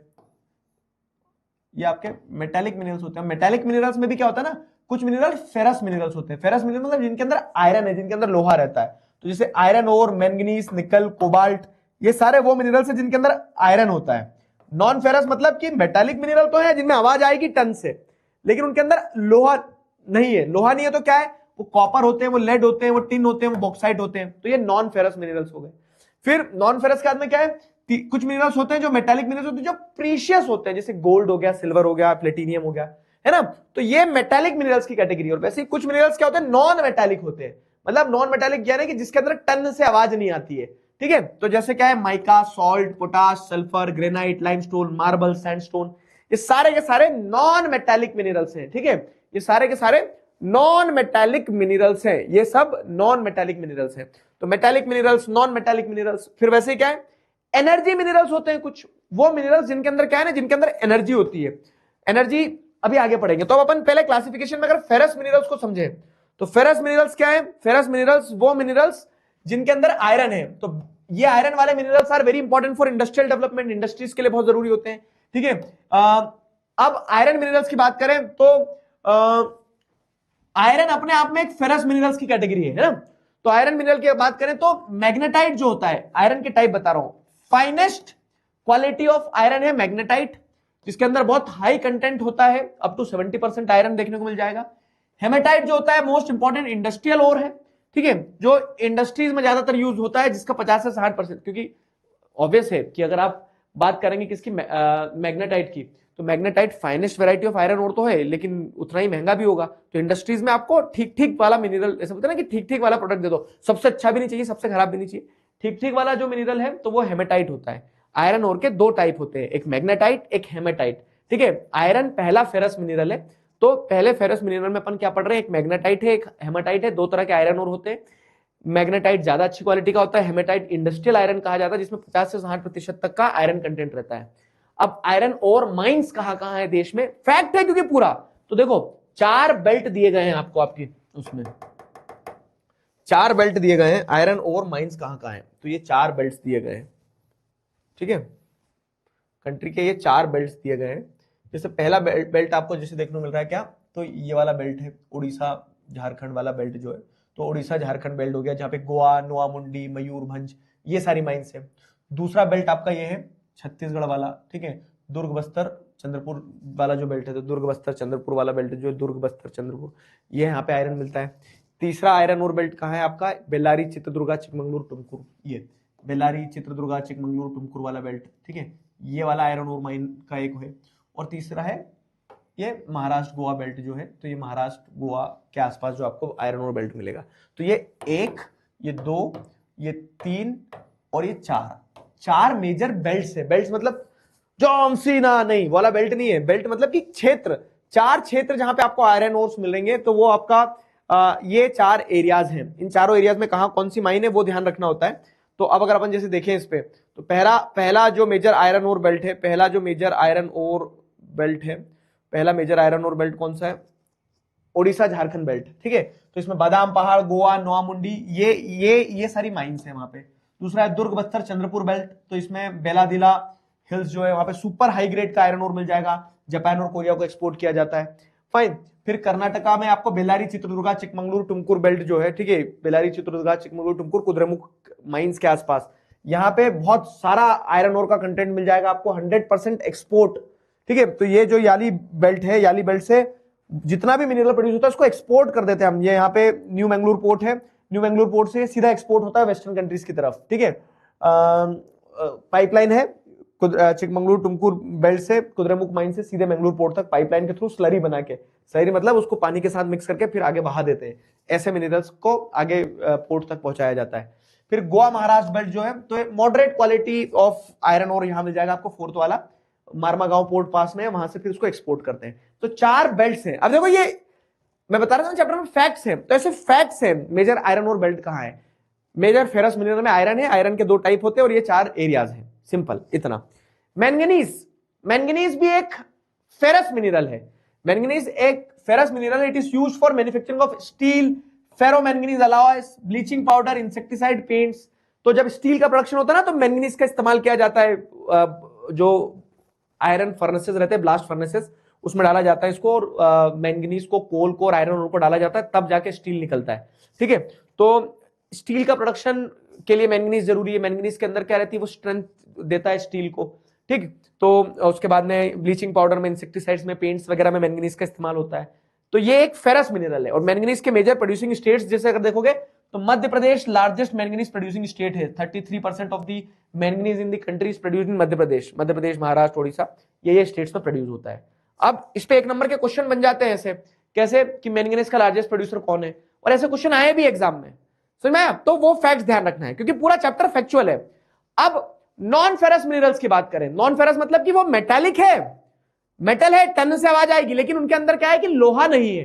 तो जैसे कॉपर आ गया, तो कॉपर एक मिनरल हो गया। तो copper is used in electrical cables, electronic and chemical industries. आपने देखा है कि कॉपर के क्या बनते हैं, वायर बनते हैं, इलेक्ट्रिकल केबल्स में, इलेक्ट्रॉनिक इंडस्ट्रीज में कॉपर का इस्तेमाल होता है। ठीक है, the Balaghat mines in Madhya Pradesh, Khetri mines in Rajasthan and Singhbhum district of Jharkhand are leading producer of copper. ठीक है, तो ये सारे जो है ये लीडिंग प्रोड्यूसर ऑफ कॉपर है। ठीक है, कौन कौन से, ये जो बालाघाट माइंस हो गई, ठीक है, खेतरी माइंस हो गई, सिंहभूम डिस्ट्रिक्ट झारखंड हो गया, ये सब these are the leading producers of copper. ठीक है, ये कॉपर का हो गया आपका फेरस में, नॉन फेरस में एक कॉपर हो गया। दूसरा क्या है, बॉक्साइट। अब कॉपर के बाद में बॉक्साइट भी, ये क्योंकि पूरे फैक्ट्स है, बॉक्साइट भी एक नॉन फेरस मिनरल है। बॉक्साइट क्या होता है, तो बॉक्साइट मतलब जो एल्यूमिनियम है ना, एल्यूमिनियम बॉक्साइट से ही बनता है। मतलब बॉक्साइट लेते हो आप, बॉक्साइट को प्रोसेस करते हो, उससे एल्यूमिनियम बनता है। तो aluminium is formed from bauxite. Aluminium combines the strength of metal such as iron, ठीक है, with extreme lightness and also with good conductivity and great malleability. तो एल्यूमिनियम है ना, एक बहुत राजा टाइप की चीज हो गई, क्योंकि उसके अंदर स्ट्रेंथ है स्टील के जैसी, लेकिन हल्का होता है। तो एल्यूमिनियम इसीलिए ना इंडस्ट्रियल यूज में बहुत ज्यादा है। तो आप कार की बॉडीज देख लो, एल्यूमिनियम से बनती है। एयरक्राफ्ट की बॉडीज देख लो, एल्यूमिनियम से बनती है। साथ ही साथ मिलेबल है, कूट कूट के उसकी चक्ति बना दो आप, ठीक है, पतली पतली शीट्स बना सकते हो। वायर भी बनते हैं एल्यूमिनियम के। तो aluminium is known for its extreme lightness, strength, good conductivity and great malleability, ठीक है। तो बॉक्साइट आपको मेनली कहां मिलेगा? तो जैसे मेजर बॉक्साइट प्रोड्यूसिंग स्टेट्स देखेंगे तो कंट्री का 65% बॉक्साइट जो आपको ओडिशा में देखने को मिलेगा। तो मेजर बॉक्साइट प्रोड्यूसिंग स्टेट जो है, तो अमरकंटक प्लेटू जो है छत्तीसगढ़ वाला एरिया जो है, Maikal hills and the plateau region of Bilaspur Katni, पूरा ओडिशा वो छत्तीसगढ़ वाला रीजन आ गया। It is majorly found in Odisha. Odisha में आपको मेजरली मिलेगा एल्यूमिनियम। नॉन फेरस हो गए। नॉन फेरस के बाद में आ जाओ नॉन मेटालिक मिनरल्स पे। नॉन मेटालिक मिनरल्स मतलब कि वो मिनरल जो मेटल नहीं है लेकिन मिनरल्स है। तो कौन कौन से मिनरल्स के बारे में बताया गया? जैसे माइका के बारे में बताया गया है। माइका क्या है? तो माइका एक तरह का जैसे एक मिट्टी टाइप की चीज है जिसको आप ऐसे नाखून से खुरेज भी सकते हो, जो कि लेयर्स में पाए जाने वाला मिनरल है। उस माइका का यूज होता है इलेक्ट्रिकल अप्लायंसेस में, ठीक है। तो most indispensable mineral use in electric and electronic industries. Mica deposits are found in Chota Nagpur प्लेटू। छोटा नागपुर प्लेटू मतलब क्या है? वही ओडिशा झारखंड। एक मैं तुम्हें हैक बताता हूं मिनरल्स एंड एनर्जी रिसोर्सेज का। जब कभी डिस्क्रिप्टिव आंसर लिखने को आए ना, सब्जेक्टिव आंसर लिखने को आए कि जहां आपको पेन से लिखना है आंसर, और आप भूल रहे हो कि कौन सा मिनरल कहां मिलता है, तो आप छोटा नागपुर प्लेटू लिख सकते हो सेफर साइड पे, क्योंकि छोटा नागपुर प्लेटू में लगभग लगभग आपको सारे मिनरल्स मिल जाते हैं। तो जब कंफ्यूज हो जाओ कि कौन सा मिनरल कहां मिलता है, छोटा नागपुर प्लेटू लिख के आ जाना, ठीक है। छोटा नागपुर प्लेटू मिनरल्स, सारे मिनरल्स लगभग लगभग आपको छोटा नागपुर प्लेटू में मिल जाते हैं। तो जैसे अगर अपन देखें तो मोस्ट इंडिस्पेंसिबल मिनरल है जो इलेक्ट्रॉनिक और इलेक्ट्रॉनिक इंडस्ट्रीज में, इलेक्ट्रिक और इलेक्ट्रॉनिक इंडस्ट्रीज में यूज होता है, ठीक है। कोदरेमा, गया, हजारीबाग बेल्ट जो है यहाँ पे भी आपको झारखंड में मिनरल मिलेंगे। अजमेर, राजस्थान और आंध्र प्रदेश में भी माइका प्रोड्यूस होता है। माइका क्या होता है ना, गुड डाइलेक्ट्रिक स्ट्रेंथ के लिए जाना जाता है कि वो इंसुलेटर का काम करता है, करंट पास होने नहीं देता है। तो इलेक्ट्रिकल इंडस्ट्रीज में उसको क्या किया जाता है? यूज किया जाता है, ठीक है। फैक्ट्स हैं, ठीक है। आया समझ में?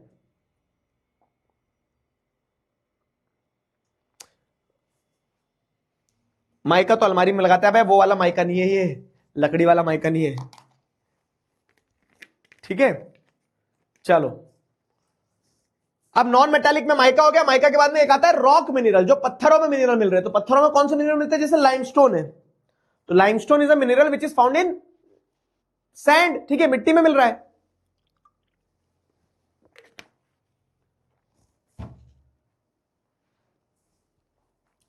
लाइमस्टोन के पत्थर वत्थर बनते हैं, ये सारा सब कुछ,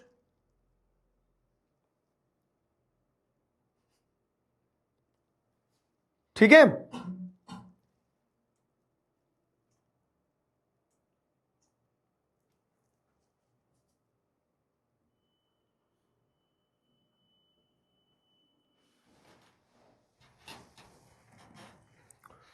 ठीक है,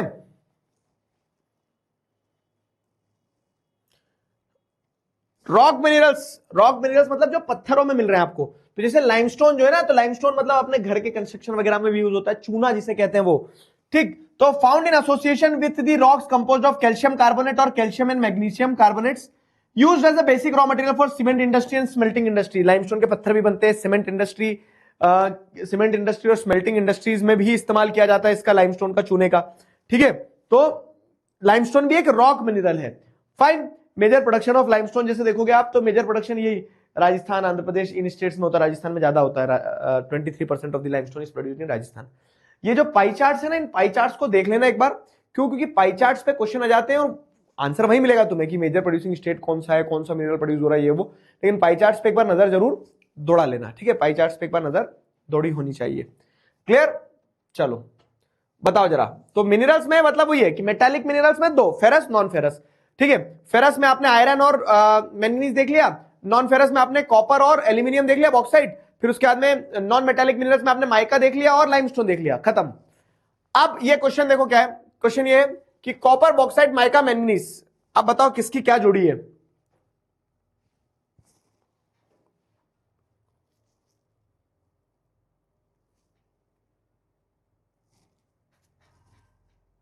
कुछ तो गड़बड़ है दया, कुछ तो गड़बड़ है। एक ऑप्शन गड़बड़ हो गया मुझे ऐसा लग रहा है ना, तुम्हें भी लग रहा है क्या? चलो देखते रुक जाओ।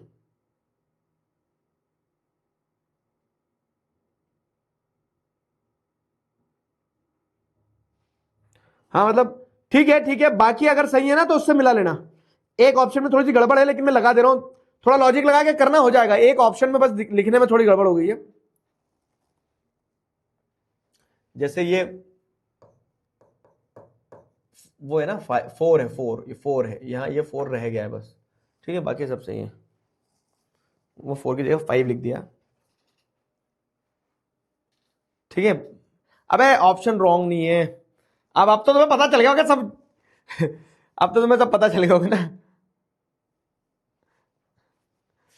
ठीक है। कार्तिक सिंह राजपूत बेटा ब्लॉक कर दूंगा मैं, हाँ स्पैम करोगे तो पकड़ के दबा देंगे वहीं पे तुम्हें। यहाँ ऑप्शन सब ठीक है, बस वो एक थोड़ा सा एरर हो गया उसमें।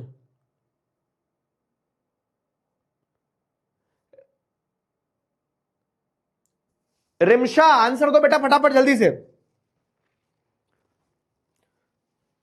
तो अब ये तो मिनरल्स वाला पार्ट हुआ, एनर्जी रिसोर्सेज अभी बचा है। एनर्जी रिसोर्सेज अब सट से कर लेते हैं, आ जाओ। मिनरल्स एंड एनर्जी रिसोर्सेज,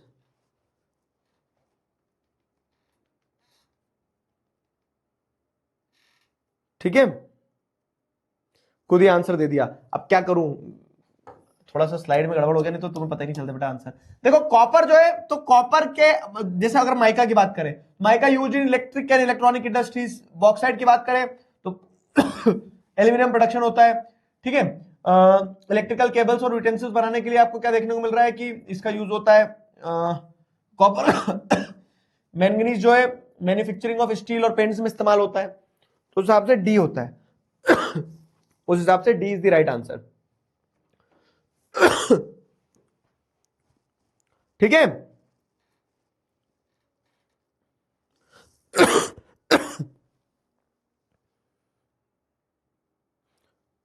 आप सामने से नहीं हटे तो पोल गलत हो गया, देख देख देख, नाच ना जाने तो आंगन टेढ़ा, है ना।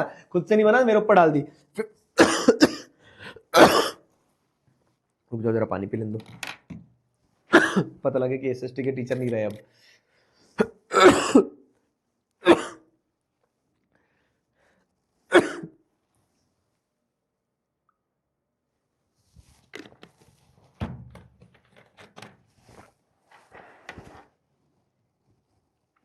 चलो भाई,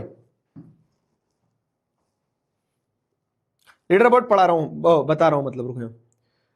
Gauri Bijalwan again once again on the leaderboard, Gauri Gauri Gauri.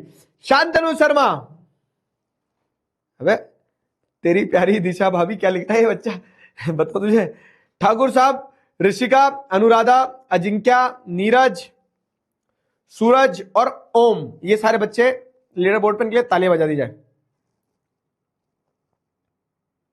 ठीक है। Hazards of mining. अब देखो अपन ने मिनरल्स के बारे में पढ़ा, मिनरल्स को माइन किया जाता है, जमीन में से निकाला जाता है ना। तो मिनरल्स जो है, तो मिनरल्स के लिए जो माइनिंग की जाती है, तो माइनिंग के कुछ डिसएडवांटेजेस, कुछ नुकसान है।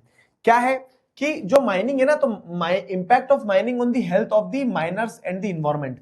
जब माइनिंग की जाती है तो देखो कोई भी चीज अगर आप देख रहे हो ना, कि अगर आप देख रहे हो तो ये घर बना, घर में पत्थर लगा, तो उस पत्थर को जमीन से निकाल के लाके आपके घर तक लगाने में बहुत एफर्ट लगता है, ठीक है, बहुत एफर्ट लगता है। तो हर एक चीज जिसमें एफर्ट लगती है ना, उसमें किसी ना किसी ने अपने आप को खपाया होता है, किसी ना किसी ने अपने आप को क्या किया होगा, समर्पित किया होगा।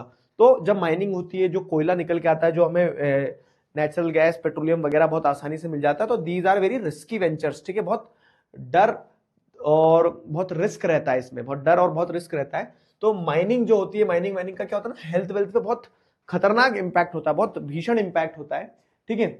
तो और प्रकृति को भी नुकसान होता है। तो जैसे माइनर्स फेस पल्मोनरी डिसीजेस, तो जो माइंस में काम करने जाते हैं तो वहां पे क्या होता है, जैसे माइंस हैं तो नीचे गैसेस रिलीज होती है, हार्मफुल गैसेस कभी कभी रिलीज हो जाती है। पृथ्वी के अंदर जहां कोयला है, वहां कोयले के वहां पे और दूसरी गैसेस भी होती है। तो अगर आदमी ने इनहेल करी तो उसको पल्मोनरी डिसीज, मतलब लंग्स से जुड़ी हुई जो बीमारियां हैं, तो लंग्स से जुड़ी हुई बीमारियां हो सकती है। माइंस कोलैप्स एट टाइम्स, ठीक है। तो जो माइंस के अंदर लोग रहते हैं, तो at times it is being observed कि माइंस में कोलैप्स, ऊपर से धड़ से माइन गिर गई। जैसे रेड होल माइनिंग एक कॉन्सेप्ट होता है, जो मैंने बताया ना, कि जो वेन्स और लोड्स में, सॉरी बेड्स और लेयर्स में जो मिनरल्स पाए जाते हैं, तो ये क्या करेंगे, यहाँ पे एक टनल बनाएंगे और टनल बना के नीचे उतरेंगे मिनरल को लेने के लिए।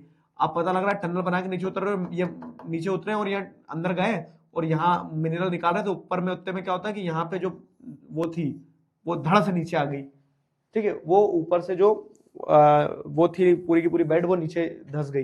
तो हजार्ड्स माइनिंग के मल्टीपल है, ठीक है, क्या मल्टीपल हजार्ड्स है, जिसे आप देखेंगे तो impact of mining on the health of the miners अगर हम देखें तो माइनर्स में फेस पल्मोनरी डिसीजेस, माइंस में कोलैप्स, आग लग सकती है, समझ में आ रहा है, आग लग सकती है अंदर ही अंदर, क्योंकि वहां तो गैस है और वहां एक चिंगारी लगी कि कोयले की खदान में आप भुट्टा बन जाएगा आपका, ठीक है।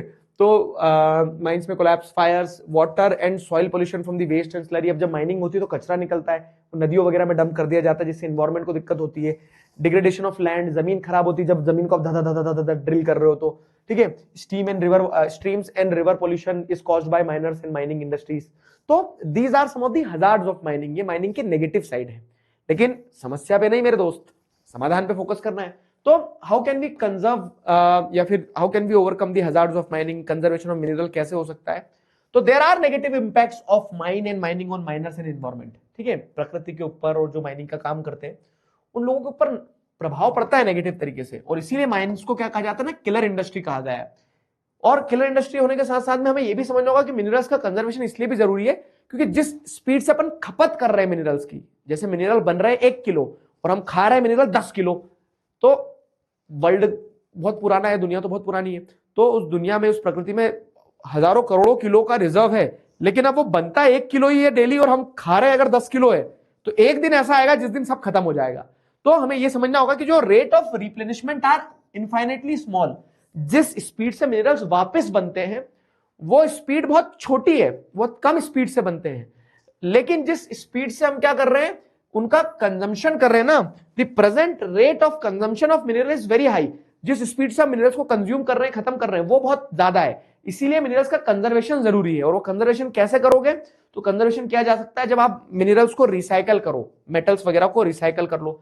जैसे अगर आप देखते हो ना कि लोहा है, तो लोहा क्या होता है, लोहा अगर खराब भी हो रहा है तो उसको फेंकोगे नहीं, आप उसको रिसाइकल कर लो, ठीक है। तो recycling of metals using scrap metals and other substitutes, ठीक है। आप दूसरे कोई सब्स्टिट्यूट निकालो तो जिससे मिनरल्स की जगह अच्छा गुड क्वालिटी ऑफ प्लास्टिक जो एनवायरमेंट को पोल्यूट ना करे, वो एक अच्छा सब्स्टिट्यूट हो सकता है, ठीक है। Other good quality of substitutes are steps in conserving mineral resources for the future, ताकि आप क्या कर पाओ, भविष्य में आने वाले रीयूज, रिसाइकल, इन चीजों पे फोकस करके भविष्य में होने वाली नीड्स जो है उनके लिए मिनरल्स को कंजर्व कर लो, ठीक है। तो ये मिनरल्स वाला पार्ट था पूरा। अब आ जाओ एनर्जी रिसोर्सेज वाले पार्ट पे, ठीक है। इसमें भी अगेन फैक्ट्स हैं सारे,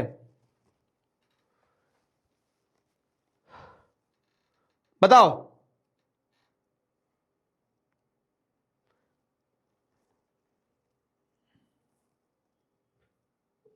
क्लियर है यहां तक?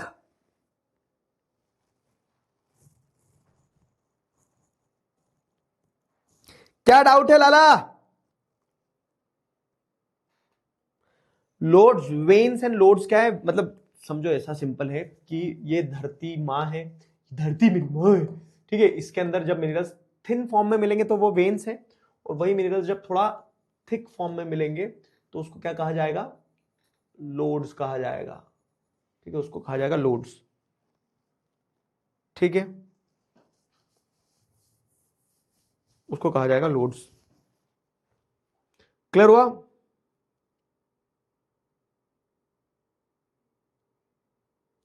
आया समझ में?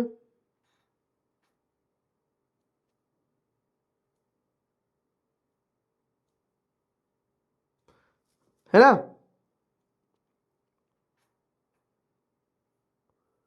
अबे छुट्टी छुट्टी ना मांगा करो मुझसे, बहुत गंदा आदमी हूं, बहुत मारता हूं मैं, पूछ लो तुम सुनील भैया से, एक दिन की बहुत पिटाई करी थी, मैंने छुट्टी मांगी थी तो छुट्टी नहीं देता मैं।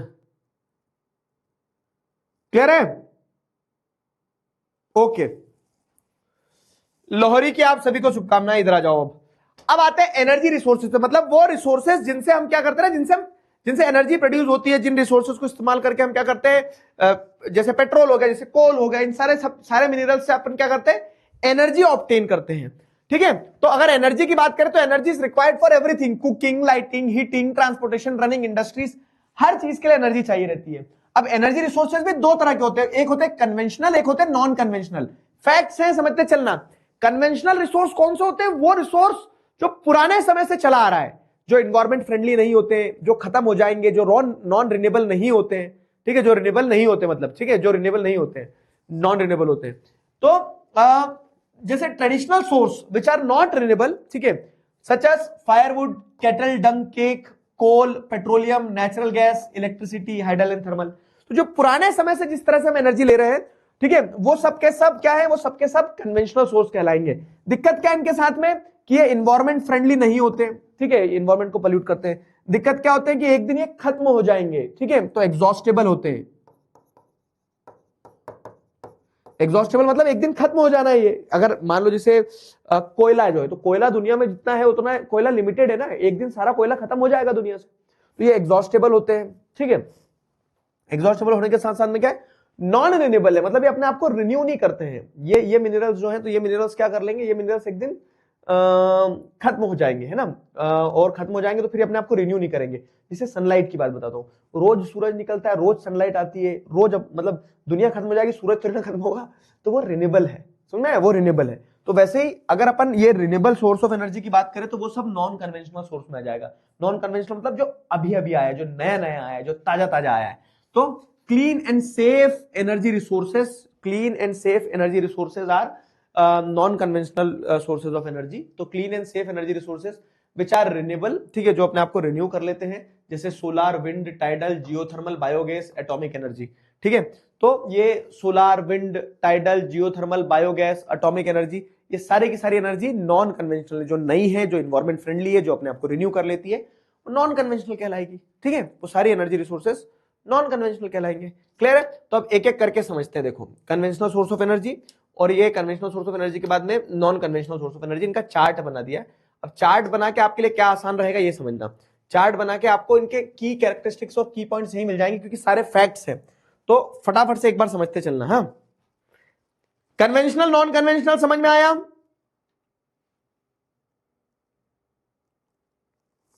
ठीक है, कन्वेंशनल,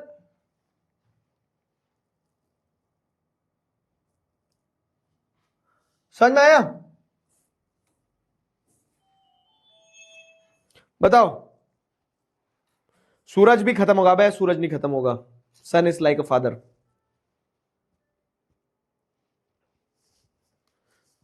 क्लियर हुआ? बताओ, आगे ना। कन्वेंशनल, नॉन कन्वेंशनल दोनों में डिफरेंस, क्योंकि इस पे थ्योरी के पे क्वेश्चन आ जाता है। आज नेशनल यूथ डे है। Yes yes yes yes, national youth day. क्यों मनाया जाता है नेशनल यूथ डे? बताओ जरा।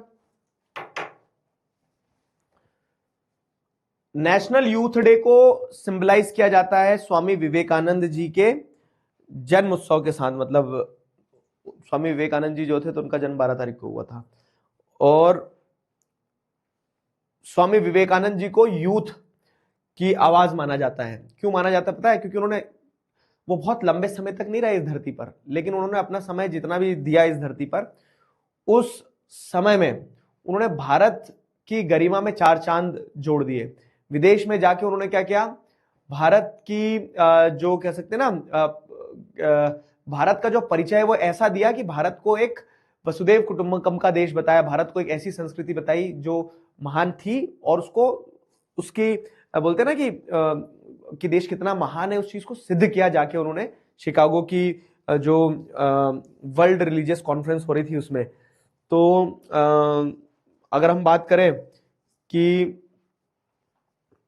क्या बोलो वर्ल्ड यूथ डे पे, तो मैं वही कहता हूं कि जैसे चिल्ड्रंस डे हो गया, यूथ डे हो गया, जो भी युवाओं से जुड़ी हुई चीज जो आती है, बच्चों से जुड़ी हुई चीज जो आती है, तो मुझे उसमें ये कहना रहता है क्या, कि you people are the reason why we can be optimistic about the nation.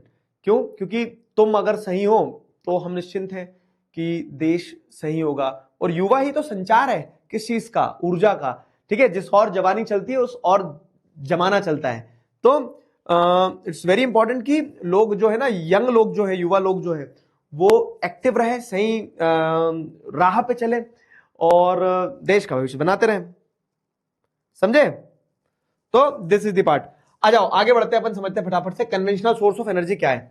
तो कन्वेंशनल सोर्स ऑफ एनर्जी मतलब अगेन वही पुराना वाला, जो कि नॉन रिन्यूएबल है, जो कि आपको क्या देखने को मिल रहा है कि अपने समय के साथ में वैनिश हो जाता है, खत्म हो जाता है, जो इन्वायरमेंट फ्रेंडली नहीं है, वो सारा का सारा नॉन रिन्यूएबल या फिर कन्वेंशनल सोर्स ऑफ एनर्जी की कैटेगरी में आएगा। तो अब कन्वेंशनल सोर्स ऑफ एनर्जी की कैटेगरी में एक है कोल, दूसरा है पेट्रोलियम, तीसरा है नेचुरल गैस और चौथा है इलेक्ट्रिसिटी। ये चार वो पढ़ना है। अब कोल की बात करें अगर अपन, तो कोल की अगर बात करें, थोड़ा जूम कर देता हूं मैं, लाओ तो सबको दिख जाएगा। कोल की अगर बात करें, ये मैं चार्ट दे दूंगा, हाँ तो इजी रहेगा इजी रहेगा। कोल की बात करें तो कोल क्या है? Most abundantly available fossil fuel in India used for power generation. ठीक है, मोस्ट अबंडेंटली फॉसिल फ्यूल की अगर बात करें, पावर जनरेशन के लिए इसका इस्तेमाल किया जाता है, industrial energy and domestic use में इसका इस्तेमाल होता है। Formed by compression of plant material over millions of year. ठीक है, लाखों साल पहले जो प्लांट मटेरियल जो दब गए, तो वो प्लांट मटेरियल लकड़ी वकड़ी जो दब गई है, तो फिर वो हाई प्रेशर और हाई नीचे से टेम्परेचर ऊपर से प्रेशर है, ठीक है, तो उसके चक्कर में जो पिस गया नीचे, ठीक है, बीच में, तो वो दब के by the compression of plant material over millions of year आपको कोल बनता हुआ देखने को मिलता है। ठीक है, कोल के अलग अलग टाइप होते हैं, चार टाइप है। जैसे पीट एक टाइप होता है जो कि लो कार्बन कंटेंट होता है और हाई मॉइस्चर, थोड़ा नमी नमी वाला जो कोल रहता है ना, इसके अंदर बहुत ज्यादा गर्मी नहीं रहती पीट के अंदर, पीट थोड़ा सा लिक्विड कोल टाइप रहता है। ठीक है, फिर आता है lignite, soft brown coal with high moisture and main reserves are in Neyveli. Neyveli Tamil Nadu में आपको ये वाला लिग्नाइट वाला कोल मिल जाएगा, नेवेली तमिलनाडु में। फिर उसके बाद में आप देखने को मिलता है क्या, ये हो गया। इसके बाद में आपको देखने को मिलता है बिटुमिनस। तो बिटुमिनस की अगर बात करें तो मोस्ट अबेंडेंटली अवेलेबल कमर्शियल कोल जो है बिटुमिनस जो रहता है, तो कमर्शियली यूज्ड कोल वो है। और तीसरा है मेटलर्जिकल कोल, जिसे कहा क्या कहा, रुको गड़बड़ हो गई, ये भी व्हाइट ही है, हाँ ये भी व्हाइट सही, कमर्शियली अवेलेबल है। रुकना, हाँ मैं व्हाइट करके इसको व्हाइट कर देता हूं ताकि आपको कंफ्यूजन ना हो। मेटलर्जिकल कोल नहीं है चौथा, ये इसी के लिए यूज किया गया है। किसके लिए? अपना जो बिटुमिनस है।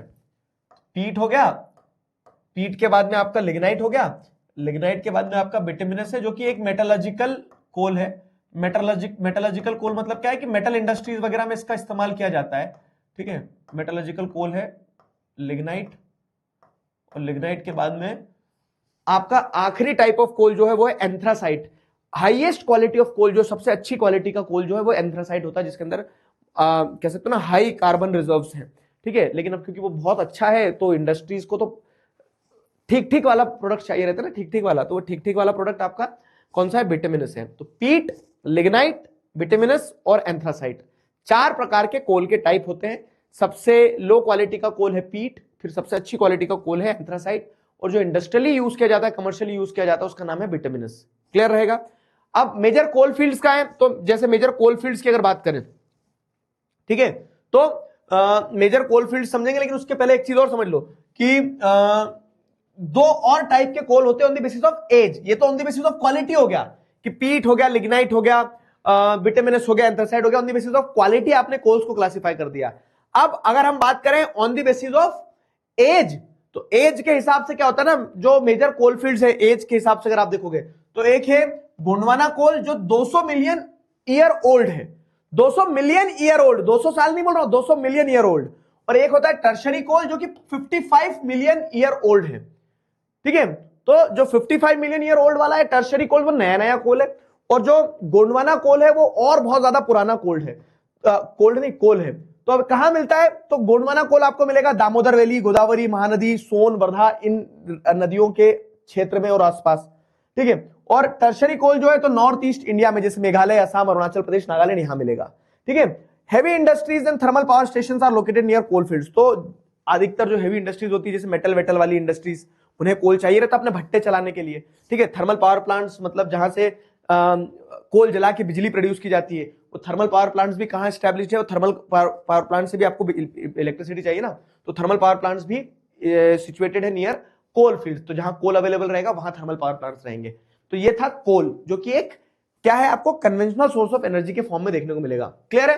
मैं अगेन बता रहा हूं, ये चैप्टर में फैक्ट्स हैं, बहुत सारे फैक्ट्स। कोल के बाद में जाओ पेट्रोलियम। कोल समझ में आया? कोल के बाद में आ जाइए पेट्रोलियम पे।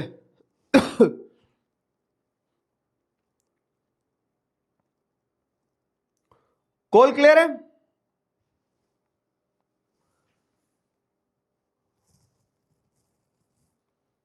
कोल क्लियर है भैया? एक और कोल का टाइप है मेरा दोस्त। ये क्या तरीका होता है? रेसिस्ट बच्चे हो क्या?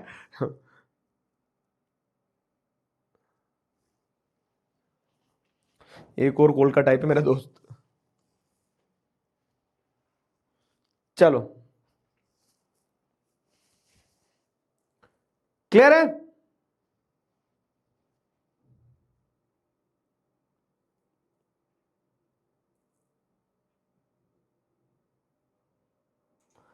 बात छुट्टी कर रहा हूं थोड़ा और। वाह, एक बच्चे क्या लिख रहा? सर मेरी मम्मी आपके बाल देखकर बोल रही है कि आप अपनी मम्मी की बात नहीं मानते हो, बाल नहीं कटवाते हो। आज कटिंग करवा के आया हूं मैंने, आज। और सारी मम्मियां लोग जो है ना, सारी मम्मियां लोग जो है, सुनो मेरी बात। आप लोगों को ऐसा क्यों लगता है कि कटिंग करवाने के बाद भी हमारे बाल नहीं कटे? देखो जरा, इधर से भी काटे, इधर से भी काटे।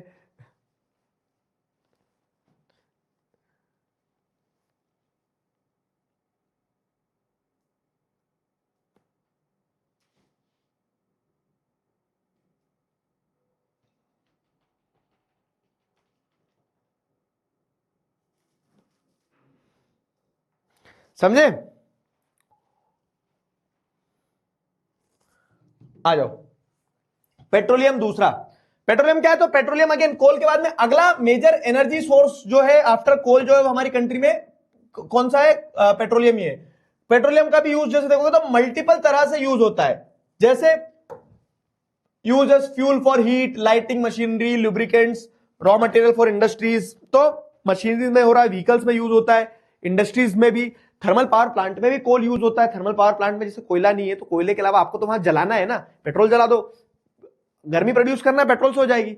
अब पेट्रोलियम मिलता कैसा है? तो पेट्रोलियम आपको मिलेगा अर्थ के अंदर ही मिलता है petroleum. And it is found in anticlines, domes, fault traps in the tertiary rock formation. अब इसमें बच्चे कंफ्यूज होते हैं कि ये पता नहीं क्या आ गया, तो इसमें घबराना नहीं, मैं सिंपल बता रहा हूं। जैसे ये अर्थ है, तो अर्थ के अंदर आपको ऐसे मिलेगा कि ये कहीं कहीं पे ऐसे अर्थ क्या हो रहा है ना, अर्थ कंप्रेशन सप्रेशन होता है मिट्टी का। तो कंप्रेशन सप्रेशन होने से क्या होता है, ऐसे एंटीक्लाइंस और सिंक्लाइंस बनते हैं। तो अब आपको क्या पता लग रहा है कि यहां पे जैसे पेट्रोलियम डिपॉजिट है, ठीक है, यहां ये सिंक्लाइंस में पेट्रोलियम डिपॉजिट हो गया, यहां पे ये ऊपर नहीं जा पा रहा है पेट्रोल, यहां पे डिपॉजिट हो गया। तो ऐसे एंटीक्लाइंस और सिंक्लाइंस में आपको पेट्रोल डिपॉजिट्स देखने को मिल जाएंगे। एंटीक्लाइंस और सिंक्लाइंस में आपको पेट्रोल डिपॉजिट देखने को मिल जाएंगे। ठीक है, तो पेट्रोल आपको इस तरह से एंटीक्लाइंस सिंक्लाइंस में देखने को मिलेगा।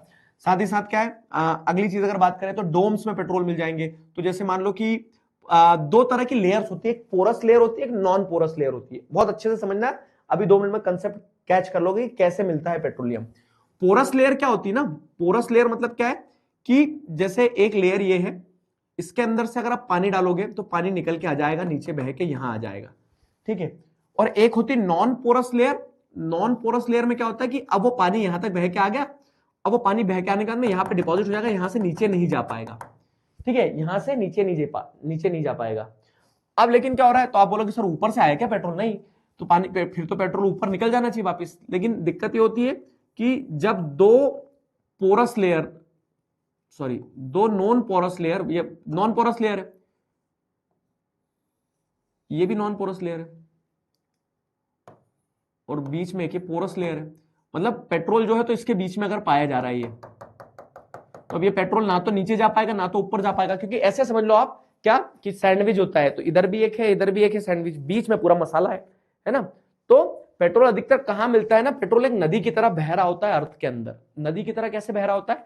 क्योंकि दो नॉन पोरस लेयर जो है ना, नॉन पोरस मतलब जिससे आर पार नहीं जा सकते, तो दो non porous layer of rocks जो है, तो दो non porous layer of rocks के बीच में पेट्रोल आपको देखने को मिलेगा इन अ पोरस लेयर। तो अब ये पोरस लेयर है तो इसके बीच में पानी की तरह बहता रहता है पेट्रोल। ठीक है, और फिर जब पता लगता है कि यार यहां पेट्रोल है तो ड्रिल किया जाता है, और ड्रिल करके यहां से पेट्रोल को निकल लिया जाता है पूरा का पूरा।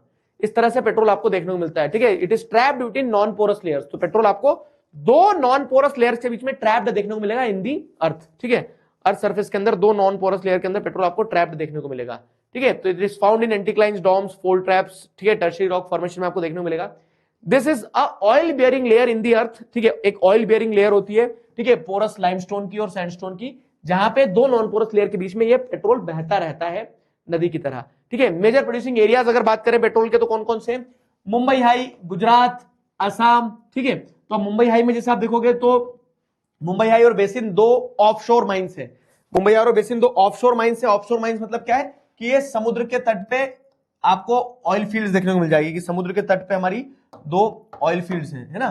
समुद्र के तट पे दो ऑयल फील्ड्स हैं, मुंबई हाई और बेसिन।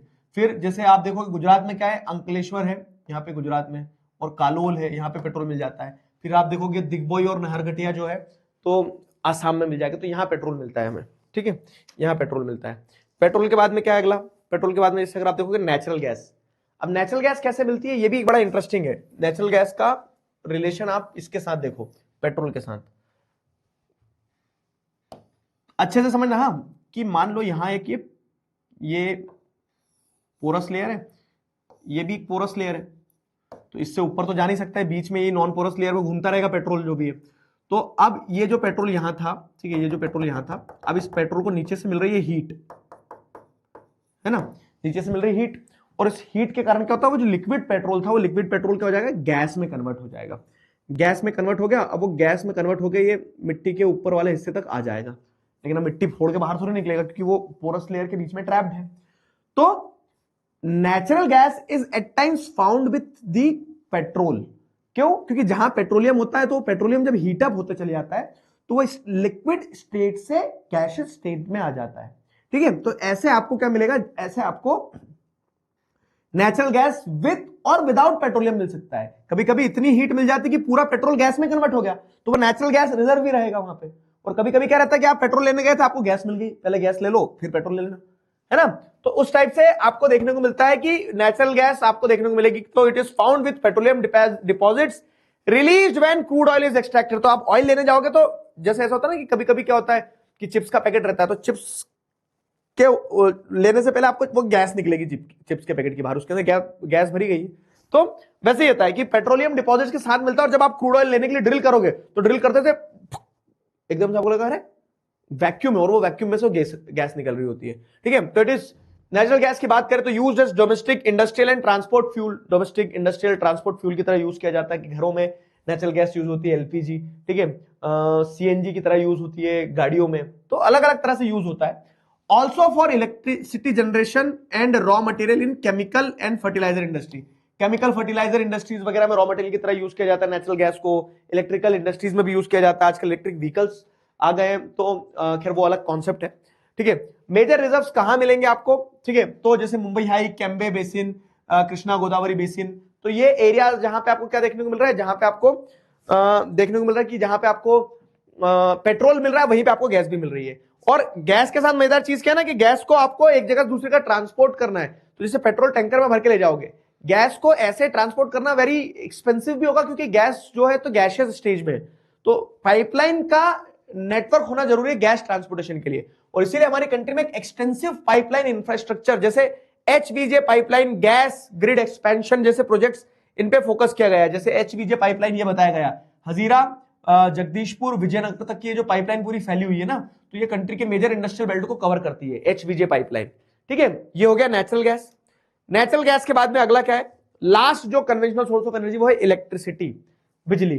बिजली कैसे प्रोड्यूस होती है बताओ? सर हमारे तो बोर्ड में आती है बिजली। बोर्ड में बिजली आती कहां से है ये बताओ? कभी देखा है कुछ बिजली से जुड़ा हुआ चीज?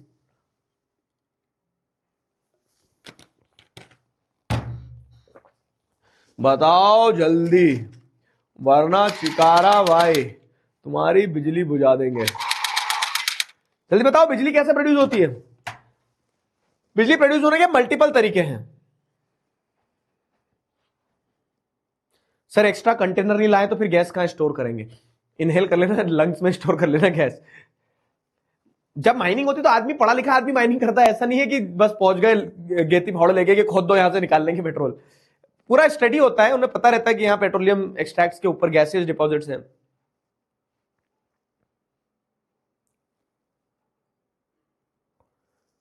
बताओ, बिजली बनाई जाती दो तरीके से। बिजली बनाए जाने के दो तरीके बाबू समझना। एक, इलेक्ट्रिसिटी प्रोड्यूस करने के दो तरीके हैं। पहला है कि आप हाइडल पावर प्रोजेक्ट से बिजली बना लो, ठीक है, मतलब हाइड्रो इलेक्ट्रिसिटी।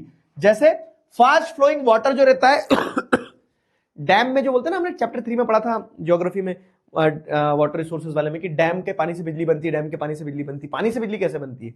तो वो डैम का पानी जब निकलता है ना बाहर, तो जैसे मान लो ये टरबाइन है, ठीक है, अब पानी निकलेगा तो पानी, हाँ तो ये टरबाइन है, अब पानी जब निकलेगा तो पानी टकराएगा इससे, तो टरबाइन घूमेगा।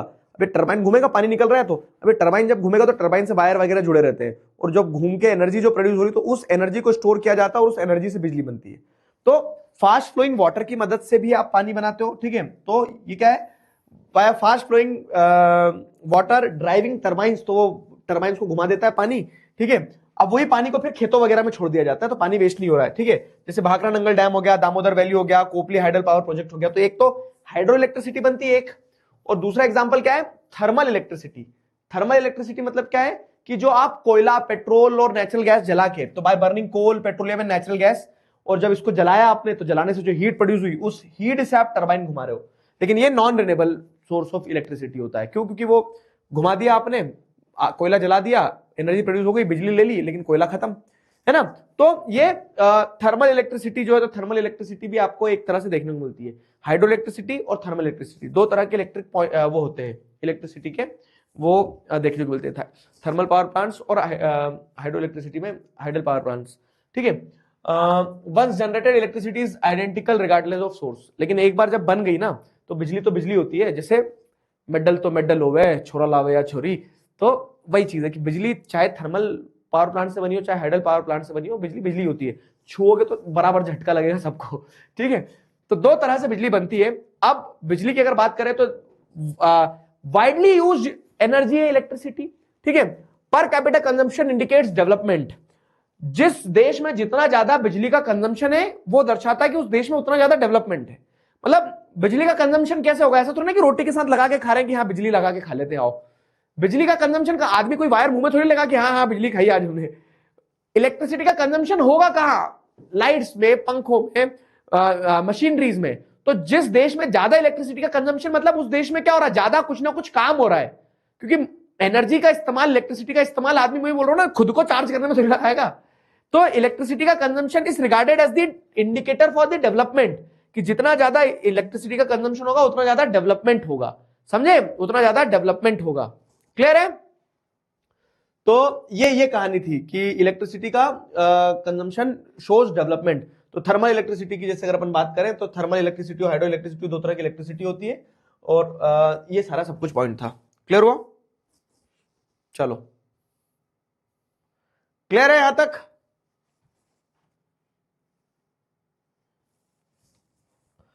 फाइन।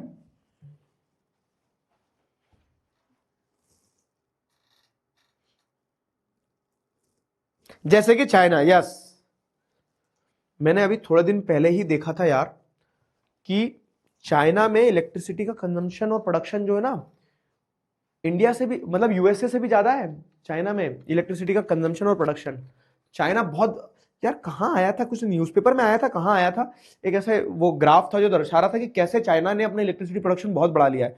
तो अब ऑब्वियस है कि चाइना के लोग ऐसे मुंह में बाहर लग के तो नहीं घूम रहे होंगे कि हम इलेक्ट्रिसिटी इसलिए प्रोड्यूस करें क्योंकि इलेक्ट्रिसिटी खाते हैं। जादू के भाई जादू थोड़ी ना है वो कि जादू धूप खाता था ये बिजली खाएंगे। इलेक्ट्रिसिटी का प्रोडक्शन हो रहा था, ऑब्वियस है कि कहीं ना कहीं डेवलपमेंट में यूज हो रहा होगा।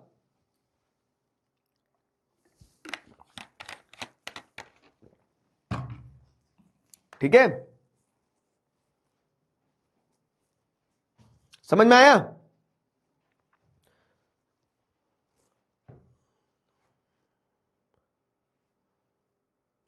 जल्दी बताओ। बस बस हो गया। तो ये कन्वेंशनल सोर्स ऑफ एनर्जी तो देख लिया आप। देखो यहां पे सारा बताया गया है कि मैप वर्क में एक साथ करवाऊंगा। कल क्लास नहीं अपनी, परसों के दिन मैन्युफैक्चरिंग इंडस्ट्रीज करेंगे, और उसके बाद वाली क्लास जो है उसमें अपन मैप वर्क करेंगे, कंप्लीट मैप वर्क। तो इस चैप्टर का जो जो मैप वर्क आना है वो सारा सब कुछ एक साथ करवाऊंगा, है ना। Thermal power plant, nuclear power plant, ये सब कुछ 5 नंबर मैप वर्क के पक्के होंगे, एक क्लास में होंगे बस, प्रोवाइडेड कि तुम बहुत सारे मैप लेकर आना। इस सवाल का जवाब दो अब। इस सवाल का जवाब दो।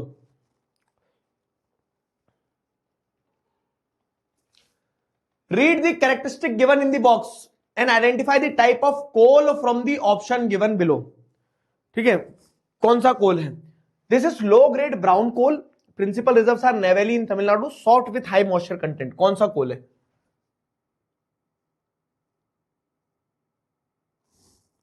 बताओ, जल्दी बताओ। What do you guys think? 2025 में आया हुआ सवाल है, जल्दी जल्दी जल्दी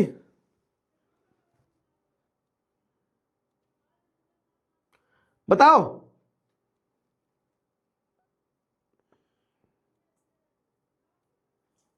यूएसए ने इंडिया को धमकी दी है सर। क्यों ली तुमने धमकी? लेने नहीं था, कोई दे रहा तो जरूरी थोड़ी हर जो चीज सामने वाला दे रहा लेना है।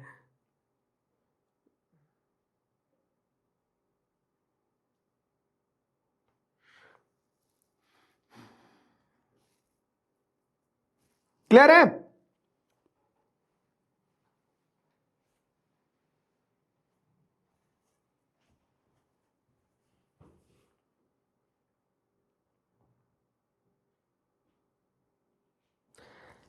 फिफ्टी 51.09% बच्चों ने सही आंसर दिया। Very good very good very good. 51.9, 51.9 good number. ठीक है, तो क्या कह रहे हैं 51.9 बच्चे? लिग्नाइट। गुड नंबर कर रहे हैं मैडम। आधे बच्चे सही आंसर दे रहे, बस पढ़ तो पूरे बच्चे रहे ना क्लास में, फिर आधे क्यों सही आंसर देते हो? लिग्नाइट कोल। ठीक है, तो जो ब्राउन कलर का हाई मॉइस्चर, मतलब उतनी अच्छी पीठ से ऊपर वाला, लेकिन क्या बोल सकते हैं, बिटुमिनस और एंथ्रेसाइट से नीचे वाला कोल, लिग्नाइट। ठीक है, अब आ जाओ non conventional source of energy. अब मजा आएगा तुम्हें। तो नॉन कन्वेंशनल में क्या, देखो 6 non conventional sources of energy बताए गए। लास्ट टॉपिक अच्छे से पढ़ना, इसके बाद में एक बार कंजर्वेशन ऑफ मिनरल्स और है, वो तो छोटा सा है। ठीक है, तो इसमें यह बताया गया है कि वो एनर्जी रिसोर्सेस, ठीक है, जो कि क्या है ना, जो कि नए हैं, जो कि रिन्यूएबल है, जो कि एनवायरमेंट फ्रेंडली है। तो उसमें दो पैरामीटर्स अपन ने बना दिए चार्ट में, एक तो फाउंड या फिर लोकेशंस इन इंडिया कहां मिलता है, और दूसरा उनके की फीचर्स क्या है। तो सबसे पहले पढ़ते हैं न्यूक्लियर एनर्जी या एटॉमिक एनर्जी। तो न्यूक्लियर एनर्जी क्या है, आओ साइंस पढ़ा दूं तुम्हें थोड़ी सी। ठीक है, सबसे पहले पढ़ते हैं अपन न्यूक्लियर एनर्जी क्या है। तो न्यूक्लियर एनर्जी क्या होता है? तो जैसे एटम्स होते हैं ना, किसी भी चीज का कोई भी मिनरल बना है, फॉर एग्जांपल यूरेनियम है, तो यूरेनियम के अंदर आप फिजन और फ्यूजन वाली प्रोसेस को शुरू कर देते हो, जहां पे क्या है कि कुछ ऐसे मिनरल्स होते हैं जो हाईली रेडियो एक्टिव होते हैं। तो हाईली रेडियो एक्टिव होने के कारण क्या है कि उनके अंदर जो आपको देखने को मिलता है कि एक एटॉमिक रिएक्शन स्टार्ट होता है। ठीक है, उस एटॉमिक रिएक्शन के कारण क्या है, उस एटॉमिक रिएक्शन के कारण हीट जनरेट होती है। और उस जैसे एक एग्जांपल दे रहा हूं मैं तुम्हें, सिंपल एग्जांपल दे रहा हूं, बिल्कुल न्यूक्लियर एनर्जी से लगाना मत दिमाग में, लेकिन समझने के लिए। जैसे इनो है, इनो को जब पानी में डालते हो, है ना, तो क्या हुआ ना कि वो एक रिएक्शन शुरू हुआ, उससे ऑब्वियस है कि गैस, वो हीट, वो जनरेट हुई।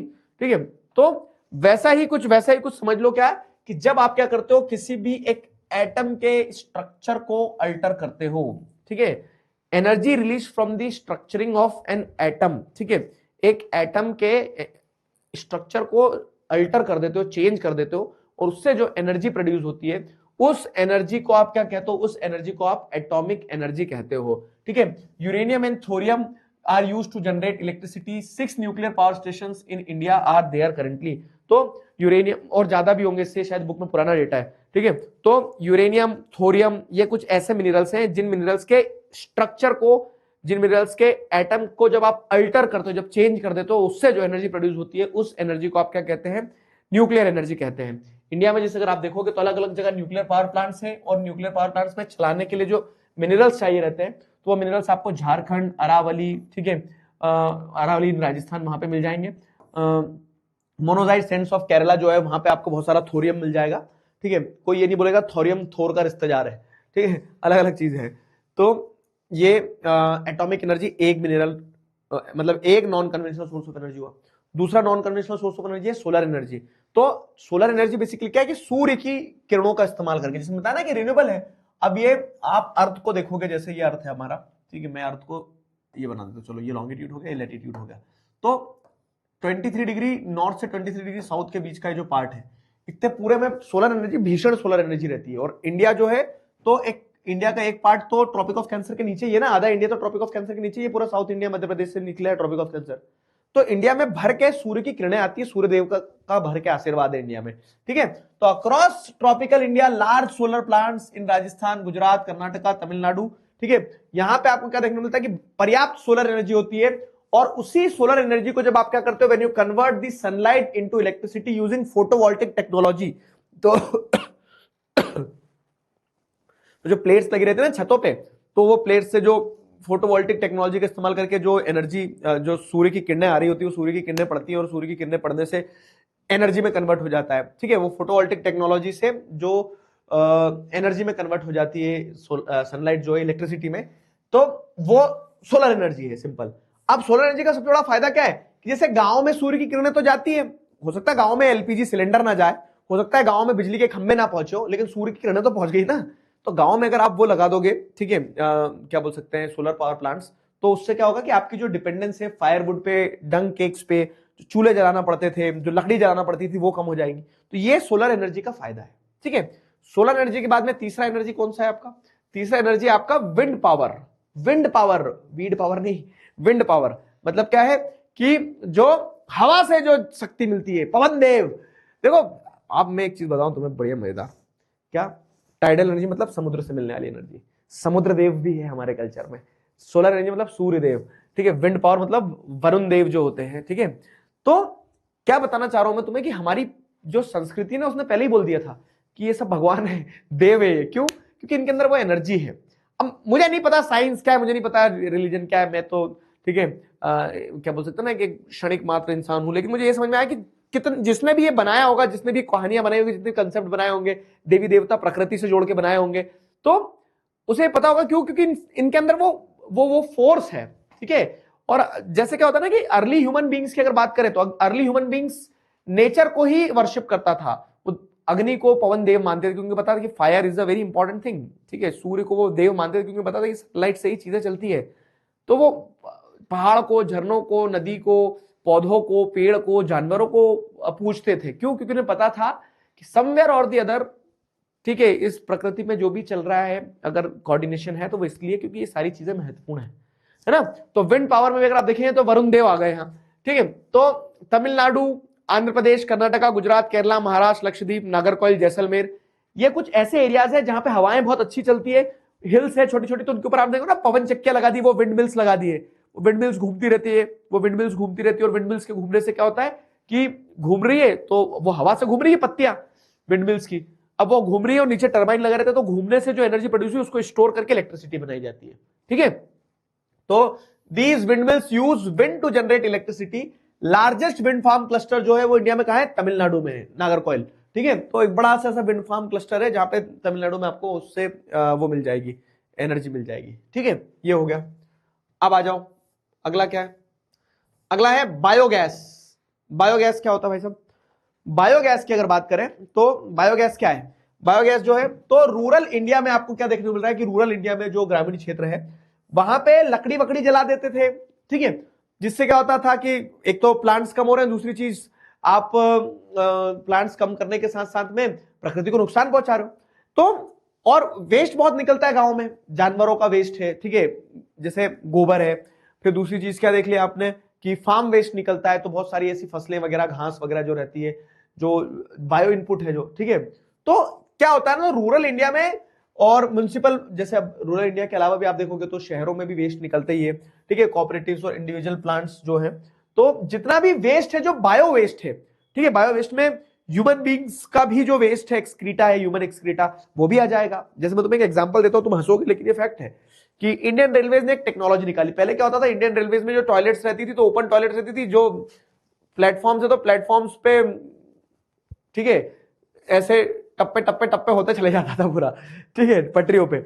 लेकिन फिर क्या हुआ, इंडियन रेलवेज ने ये समझा कि थोड़ा शिक्षित बनो, समझदार बनो, और उन्होंने बायो वेस्ट जो है, ह्यूमन एक्सक्रीटा जो है, उसको यूज करके क्या है, क्योंकि उसमें गैस रिलीज होती, तो उस गैस से फिर क्या है एनर्जी प्रोड्यूस करना शुरू करे। तो ह्यूमन वेस्ट जो है, तो ह्यूमन वेस्ट को यूज किया जाता है एनर्जी प्रोड्यूस करने के लिए, और कुछ कुछ ट्रेन में टेक्नोलॉजी इक्विप्ड है जहां से इलेक्ट्रिसिटी बनती है उस बायोगैस से, ठीक है।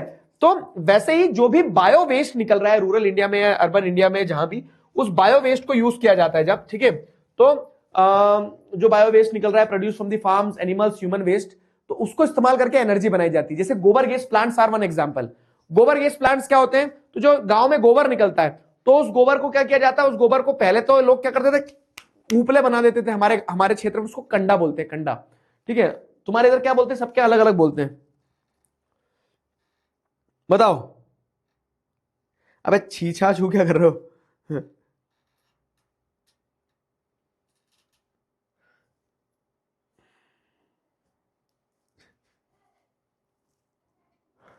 विंड एनर्जी और टाइडल एनर्जी में डिफरेंस बताऊंगा। विंड एनर्जी हवा से बनती है, टाइडल एनर्जी जो है ना, टाइडल एनर्जी समुद्र के उससे टाइड से बनती है।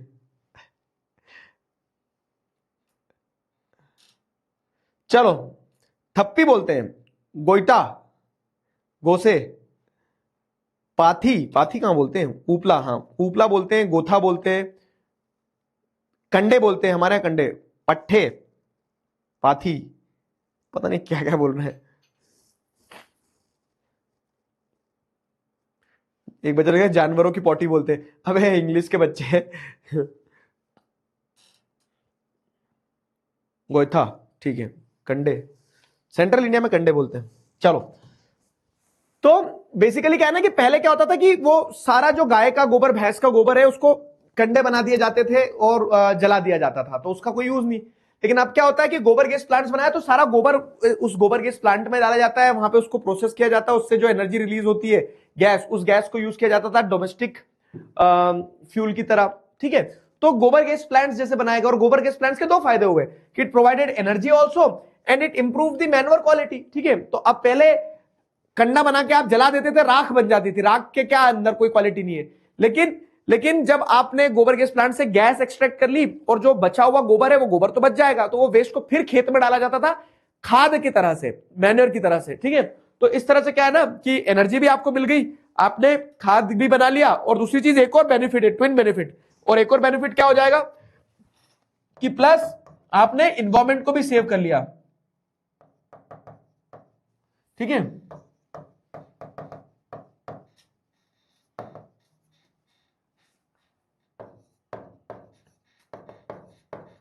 इन्वायरमेंटल डिग्रेडेशन को भी आपने रोक लिया। कैसे? पेड़ नहीं काटने पड़ेंगे आपको, आपको एनर्जी मिल जाएगी बायोगैस से। तो बायोगैस पावर प्लांट्स हो गए, ठीक, बायोगैस हो गया एक। बायोगैस के बाद में अगली conventional source of energy tidal energy. अब टाइड समझना बाबू, टाइड क्या होती है। तो जैसे Gulf of Khambhat, Gulf of Kutch Gujarat में जो है, गंगेटिक डेल्टा, सुंदरबन वेस्ट बंगाल, तो जो कोस्टल एरियाज होते हैं ना, जो समुद्र के तट होते हैं, ठीक है, जो समुद्र के तट होते हैं, वहां पे आपको टाइडल एनर्जी देखने को मिलेगी। तो टाइड क्या है? तो जो rhythmic rise and fall of ocean water होता है समुद्र के पानी में। आप देखते हो ना, समुद्र का पानी कभी बढ़ता है कभी घटता है। पानी बढ़ता घटता क्यों है? क्योंकि वो ग्रेविटेशनल पुल होता है सन और मून का, उस कारण से अर्थ के ऊपर जो पानी है वो कभी राइज होता है कभी फॉल होता है। दिन में 2 बार हाई राइज और राइज एंड फॉल होता है पानी का। ठीक है, तो वही पानी का जब राइज हो रहा है, तो वो, मैं इसको अच्छे से समझाता हूं, तुम्हें थोड़ा सा देखो समझ में आएगा, रुक जाओ। हाँ, राइज एंड, अरे रे मिटा दिया क्या?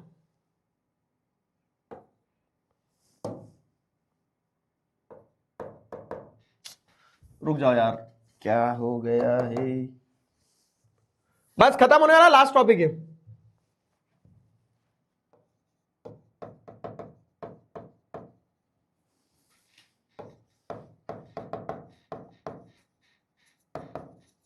इन्वायरमेंटल डिग्रेडेशन, ठीक है, इन्वायरमेंटल डिग्रेडेशन को भी बचाता है, नहीं होने देता है। हाँ, तो मैं तुम्हें क्या बता रहा था, पेज ऐड करने दो, ये ऐड हुआ इधर। हाँ, क्या बता रहा था, what I was telling you people, tidal energy.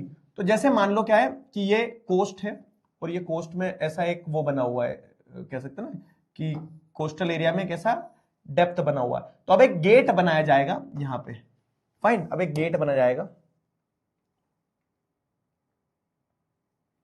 White colour करना ना उसको, नहीं तो येलो ही रख, तू व्हाइट हो। तो कोस्टल एरिया पे गेट बनाया जाएगा, ऐसा गेट, ठीक है, गेट बना दिया। इधर समुद्र है पूरा, ये सी है, ये लैंड है। तो अब क्या होगा, जब मैंने बताया कि टाइडल एनर्जी में क्या होता है, rise and fall of water होता है। तो जब समुद्र का पानी बढ़ेगा ना, तो जब बढ़ेगा तो गेट खोल दिए जाएंगे, गेट खोले जाएंगे, तो गेट खोले, और बीच में क्या होता है ना, बीच में से टरबाइंस लगा दी जाती है। तो अब जब गेट खोले और समुद्र का पानी बढ़ रहा है, तो वो पानी अंदर गश करेगा, समझ रहे हो, पानी अंदर घुसेगा। अब पानी जब अंदर घुसेगा, तो पानी के अंदर घुसने से क्या होगा कि टरबाइन जो है, तो जैसे समझना कि अगर मान लो ऐसी टरबाइन लगा दिए, और अब पानी जब अंदर घुस रहा है, तो पानी के अंदर आने से क्या होगा कि टरबाइन जो है ऐसे घूमेगी तो रोटेट हुई और पानी अंदर आ गया, और ये गेट आपने फिर बंद कर दिया। तो जब टरबाइन्स घूमी तो टरबाइन्स के घूमने से क्या हो गया, टरबाइन्स के घूमने से एक एनर्जी प्रोड्यूस हुई, वो एनर्जी आपने स्टोर कर ली इलेक्ट्रिसिटी के फॉर्म में। अब वो पानी अंदर आ गया है ना, अब समुद्र का लेवल उतर जाएगा, लेकिन ये क्योंकि आपने गेट लगा दिया तो पानी अंदर ही है। अब समुद्र का लेवल उतर गया है तो स्लोप तो इधर ही है, तो ये अंदर वाला पानी जो है ये भी बाहर निकलने की कोशिश करोगे। आप जब गेट खोलोगे तो ये पानी जब बाहर निकलेगा, तो ये पानी एक बार जब बाहर निकलेगा फिर से, तो ये फिर से क्या करेगा, ये पानी वो टरबाइन को घुमा देगा, सट सट सट सट सट, फिर एनर्जी प्रोड्यूस हुई, आपने गेट वापस लगा लिए।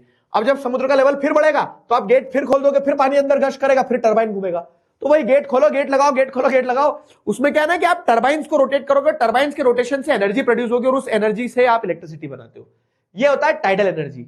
समझ में आया, ऐसे बनती है टाइडल एनर्जी। तो the use of ocean tides, flood gate dams trap the water to drive turbine and generate electricity. तो फ्लड गेट डैम्स बनाए जाते हैं, वो फ्लड गेट डैम्स के गेट खोले जाते हैं जिससे पानी जो है वो टरबाइन्स को घुमाता है और इस तरह से एनर्जी बनती है। समझ में आया, ये हो गया सिंपल सीधा सटीक। अब आ जाओ किस चीज पे, gulf of Khambhat, gulf of Kutch, मतलब वही कोस्टल एरियाज में आपको ये मिलेगी अपनी tidal energy. And last non conventional source of energy geothermal energy. Geothermal मतलब क्या है, जियोथर्मल नाम समझना, ठीक है। जियोथर्मल क्या है, तो जियो मतलब क्या होता है, मुकेश अंबानी वाली नहीं है। जियो मतलब क्या होता है, अर्थ, और थर्मल मतलब क्या है, गर्मी। तो अर्थ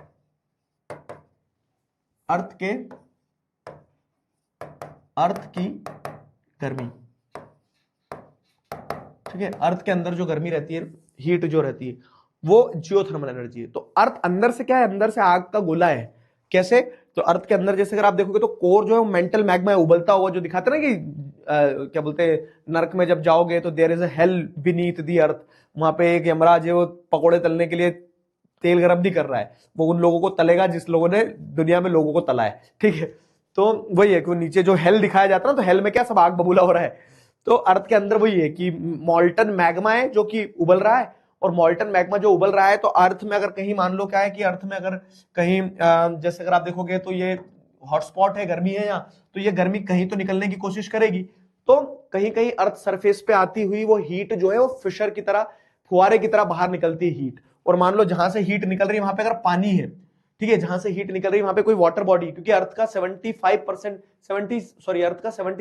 हिस्सा तो पानी के अंदर ही है ना, तो जहां से वो निकल रही है एनर्जी, वहां अगर क्या है, पानी है, तो वो जो हीट निकल रही है वो वहां के पानी को गर्म कर देगी, और गर्म पानी उबल रहा है, तो उबलते पानी में एनर्जी है, उस एनर्जी से आप क्या कर सकते हो, स्टीम वगैरह निकलेगी, उस स्टीम का इस्तेमाल कर सकते हो टरबाइन घुमाने के लिए, टरबाइन घुमा के बिजली बना लोगे।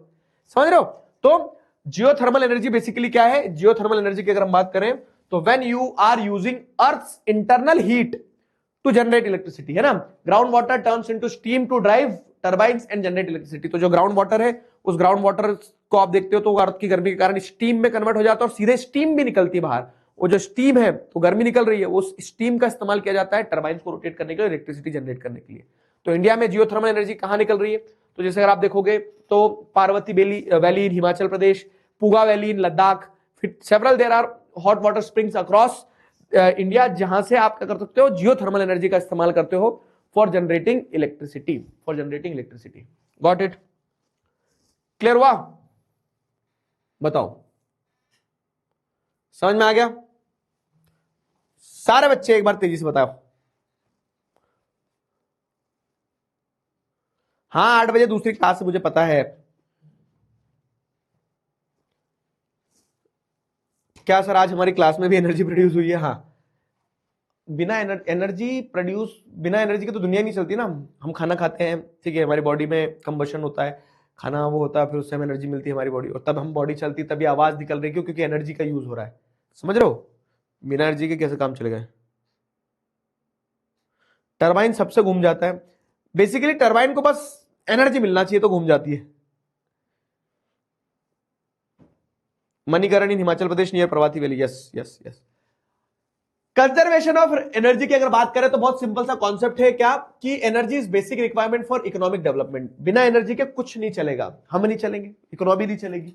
तो every sector of the national economy, चाहे वो एग्रीकल्चर हो, इंडस्ट्री हो, ट्रांसपोर्ट हो, कमर्शियल हो, डोमेस्टिक हो, हर सेक्टर को एनर्जी चाहिए रहती है। ठीक है, और इसीलिए एनर्जी का कंजर्वेशन बहुत जरूरी है। तो आप कैसे कर सकते हो? तो एनर्जी का कंजर्वेशन तभी होगा जब आप बहुत जुडिशियस तरीके से एनर्जी का इस्तेमाल करोगे, बहुत समझदारी भरे तरीके से, समझदारी पूर्ण तरीके से एनर्जी का इस्तेमाल करोगे। ठीक है, जब आप क्या करोगे, वेस्ट जो है उसको मिनिमाइज करोगे, वेस्ट जनरेशन बहुत ज्यादा नहीं करोगे। ठीक है, मॉडर्न टेक्नोलॉजी का इस्तेमाल करोगे, जिससे आप क्या कर सकते हो, मॉडर्न टेक्नोलॉजी जिससे आप एक्सप्लॉयटेशन ऑफ एनर्जी रिसोर्सेज कम हो। ठीक है, minimise the export of energy resources, energy resources का एक्सपोर्ट जो है ना उसको मिनिमाइज करके जितना हो सके खुद जनरेट करो एनर्जी। यूज ऑफ सब्सटीट्यूट, जैसे मान लो क्या है कि जब बिजली की जरूरत नहीं है लाइट बंद कर दो, लेकिन अभी तो जरूरत है ना, क्लास ले रहे हैं अपन, तो रिसाइकल पे फोकस करो, जितना हो सके चीजों को रिसाइकल करो। Need to develop a sustainable path of energy development, की ऐसा कुछ तरीका बनाया जाए कि जिससे आज की भी हमारी नीड पूरी हो और आगे वाले जनरेशंस के लिए भी अपन एनर्जी रिसोर्सेज बचा सके। तो ये कुछ पॉइंटर्स है for the conservation of energy resources. Clear हुआ? अब उसके बाद में ये होमवर्क क्वेश्चन, सॉरी कीवर्ड्स हैं, हाँ ये कीवर्ड्स हैं। तो देख लो, minerals, ores, rat hole mining जो होता है ना, पतली सी टनल बना के जो जाते हैं, वेन्स, लोड्स क्या है, placer deposit, ferrous minerals, magnetite, hematite, non ferrous minerals, conventional source, non conventional source, nuclear energy, gobar gas plants. तो जो जो आ सकते हैं ये सारे होमवर्क क्वेश्चंस, और ये कुछ डिस्क्रिप्टिव क्वेश्चन है जो लिखना है। देखो इस चैप्टर से है ना क्या आएगा, इस चैप्टर से पक्का है एक नंबर का मैप वर्क आएगा। एक 20 नंबर की पूरी ज्योग्राफी आती है, तो पूरी ज्योग्राफी में से 20 नंबर में से 1 नंबर का तो इसका मैप वर्क पक्का है, जो अपन करेंगे डिस्कस परसों, मतलब थर्सडे वाली क्लास में। फिर क्या है, फिर उसके बाद में थ्योरी पार्ट अगर हम देखें ना, तो इस चैप्टर से थ्योरी पार्ट जो है, तो minerals generally occur in different rocks, examine the statement. तो अलग अलग तरह से मिनरल्स जो अकरेंस रहती है वो 5 नंबर में क्वेश्चन बनता है उसका। तो veins and loads, beds and layers, residual mass of other material, उस पे क्वेश्चन बनता ही बनता है। ठीक है, मिनरल्स की ह्यूमन लाइफ में क्या इंपॉर्टेंस है, जनरिक क्वेश्चन है। ठीक है, we have to use planned in sustainable manner, तो कंजर्वेशन पे आ गया। क्यों? क्योंकि बाकी थ्योरी इस चैप्टर में ज्यादा है नहीं।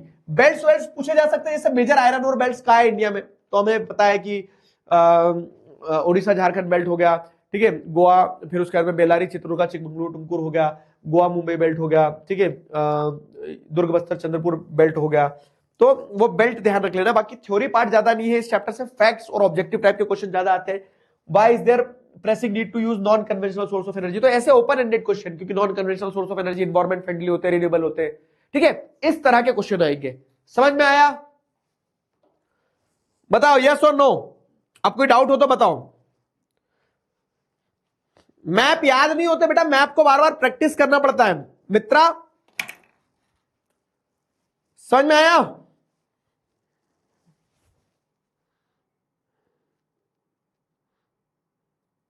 क्लियर है?